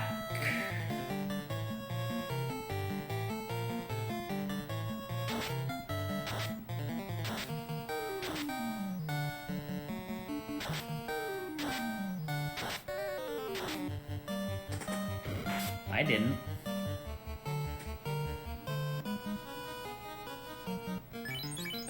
Well, what am I... Whatever. I should not have done that, but it's fine.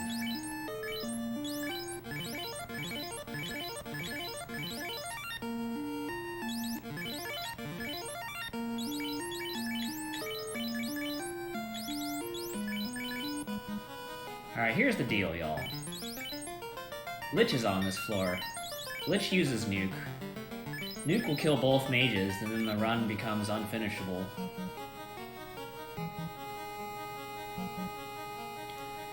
So, you route in Gurmedusas.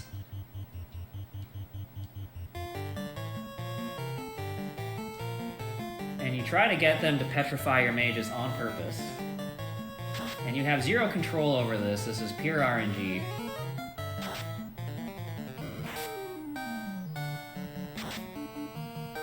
I mean, we got one down. That's tight.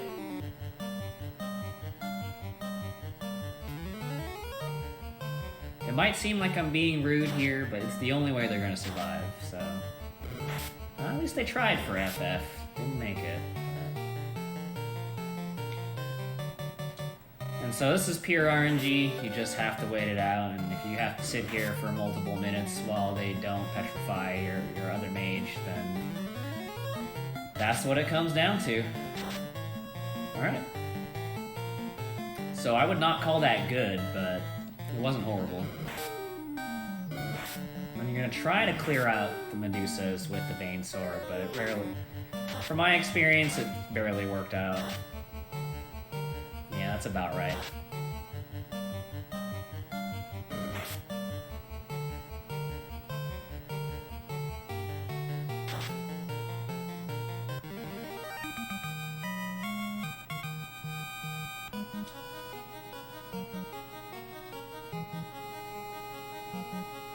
So yeah, we have no fasts for Lich, but as it turns out, you don't really need it.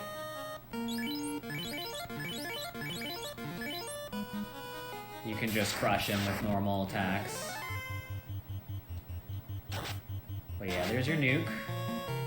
The one on Bick, pretty lucky. The one on Castler, pretty standard, which is not great, but what you gonna do?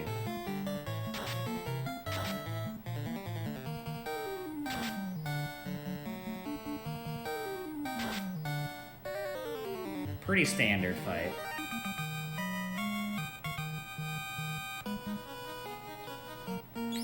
Alright, so let's trade you back.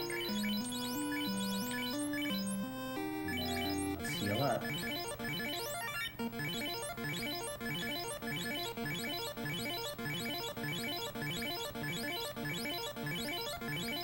So there's a big reason why I was like not wanting blizzards or cremates. They just require tons of heal potions to refill your health. That was a rough hit. Tough ambush. And as you can see, even under normal circumstances, you kind of have to blow through a lot. So God forbid you get a bunch of AoEs, or really God forbid someone dies, you're really blowing through heal potions. And there's really not a lot you can do.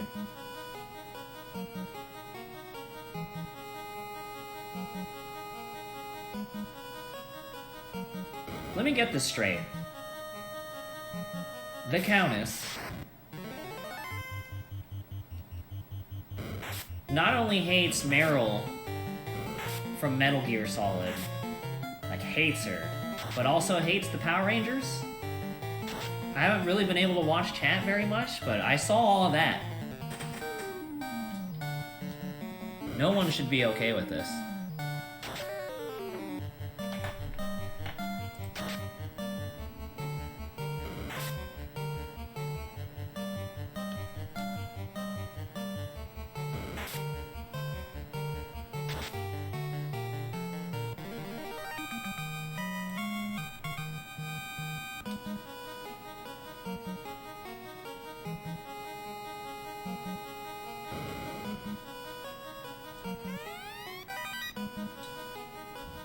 thank you, Wells, thank you. Usually you're just saying stuff that's ridiculous, but this I trust from you.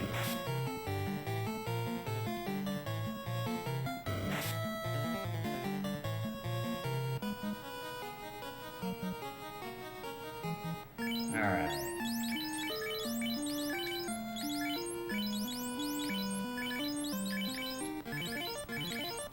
Now that the mages are essentially safe, let's get that pro cape equipped, and then let's do this. So what are my charges? Let's use you. Yeah, let's do that. Yes, this is exactly what I want to do. Okay. Bye.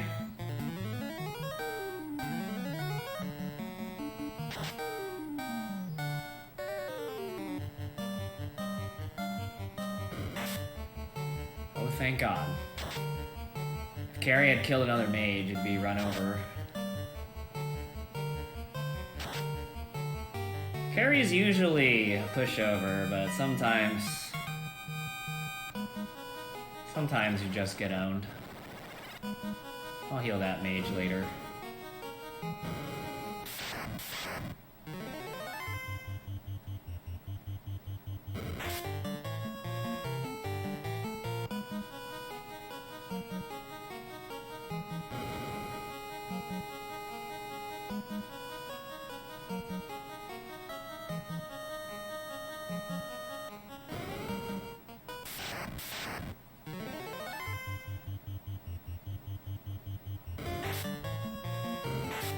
Saga has died like 3 times. Get out of here.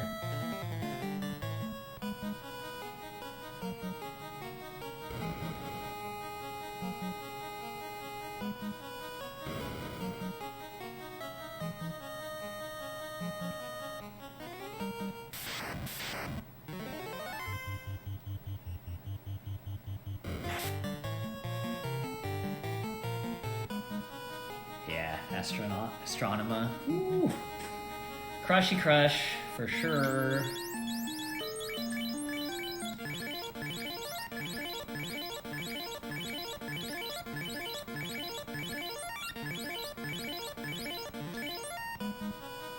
Alright, Kraken. Please behave. Please behave.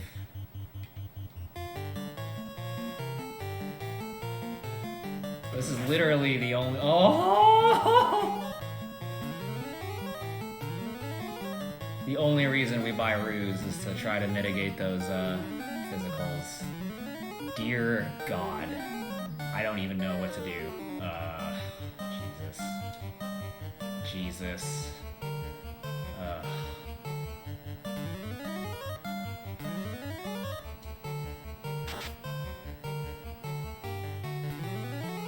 Please use like a spell or ink or something, for the love of God.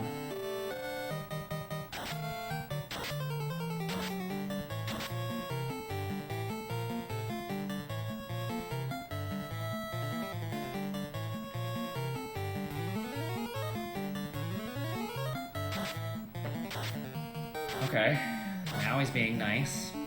Just get some big damage and kill him, dude. That's all you need. Then we don't even have to worry. Just kill him. That's not killing him. You didn't kill anybody. Oh, I hate my life right now. Kill, kill, kill, kill. Oh, see, there you go. 500 damage? Where was that before, dude?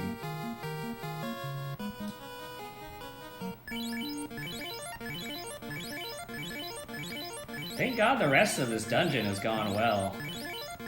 I've been getting owned on heal potion use lately, but... Whew. Okay. First of 2 visits to this floor, we will be getting the Mazamoon. Very nice. 5 air elementals is rough. Air elementals can do some big damage. And they like almost always go first, so... That's nice. Rock golems can do big damage too.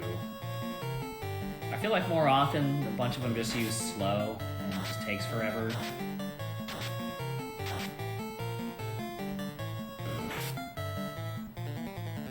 yeah, looks like they can do some damage as well.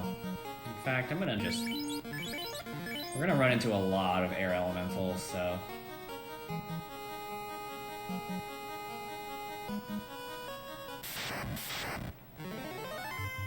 Oh god, 4 worms. Please, dude.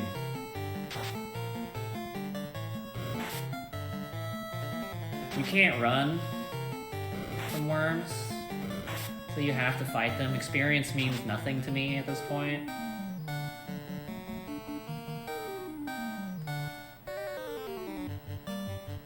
And so the more worms there are, the longer the fight takes, the more time you lose, is really all it comes down to. Mind blown. Evo mind blown. And Castler's failing to one-shot worms too, so this fight just took extra long. Castler's tired out from killing all the vampires.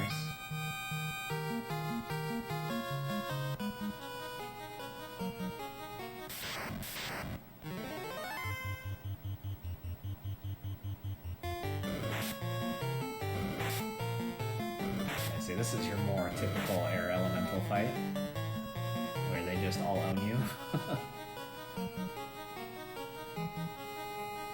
Should just be one more. Then you get the Mazamoon.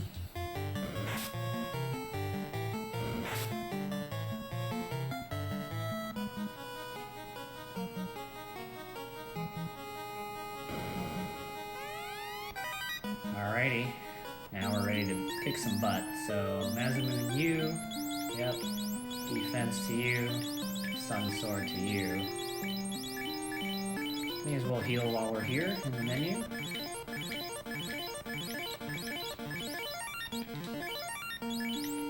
Let's see here. No, let's use your warp. I want to save a life charge on the other mage. Okay, we'll have a golem fight right before Tiamat.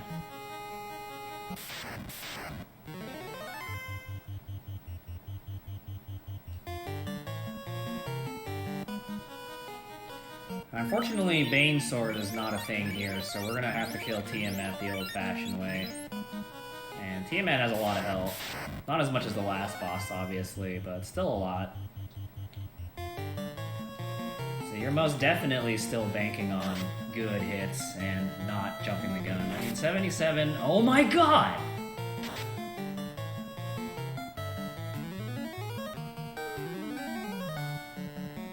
Okay. Just don't do that again, dude. That's fine.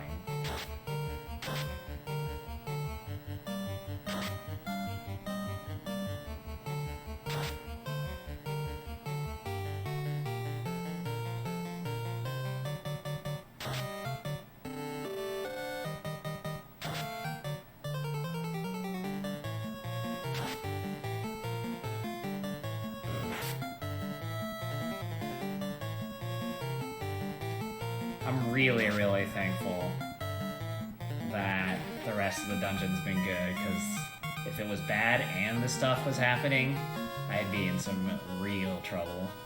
But it's okay. The only thing left is the last boss.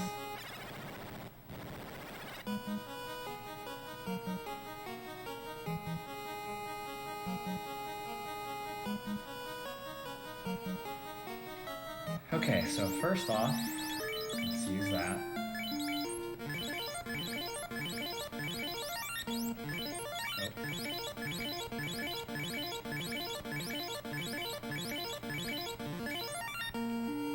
Okay, and then switch out armor. And then weapons are good.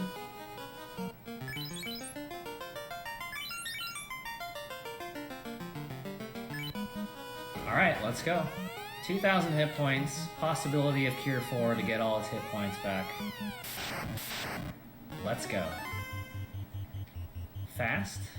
Fast.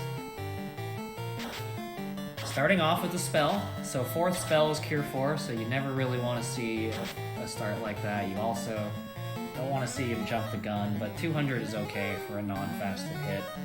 So 200. And 172, so we'll call that 350. Why don't you cure yourself? And why don't you cure him?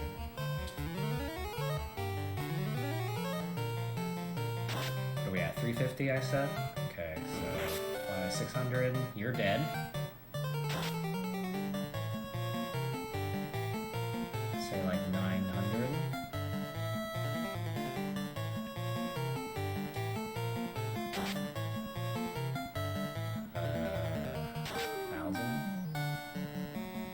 Probably 1350 at this point.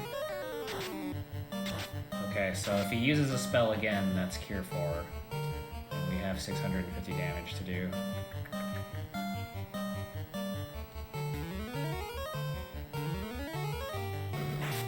Okay, good. Big hits, big hits. So still 500 left. Oh, baby, time.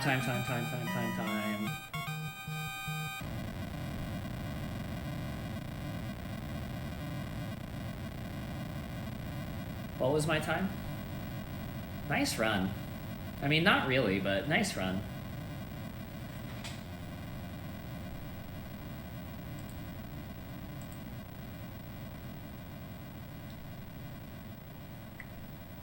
$345? That's a lot better than I was expecting after, well, all the things that were happening. Yo, we did it. We finished the game. 3 hours, 45 minutes.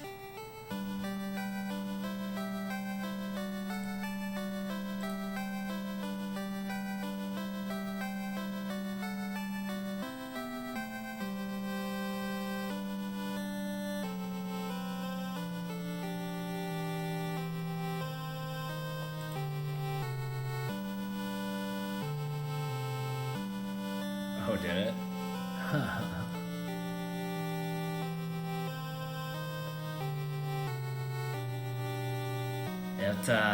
Boy, it was a rough run in some places, but I think by the time we finally got the airship, I think things kind of evened out, and we even got lucky in some cases. So it was rough, but then pretty solid. We beat the game in under 4 hours.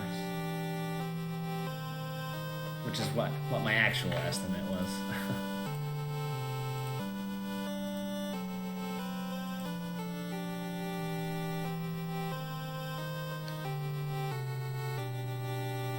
But yo, I assume I'm going to be pushed off here real soon. So, first thing I wanted to do is apologize. I totally forgot about my home screen. Obviously didn't expect to cut stream, but I should have remembered about it. But from there, thank you for requesting for Lore for having me. It's always a fun time to just bust out a marathon run and have it go bad and just have fun. Hope y'all had a good time. I want to thank y'all for staying up and chatting with me. These kinds of things are always fun. Other than that, yep, that's me. I'm bichphuongballz, mostly running RPGs, although a little bit of Castlevania these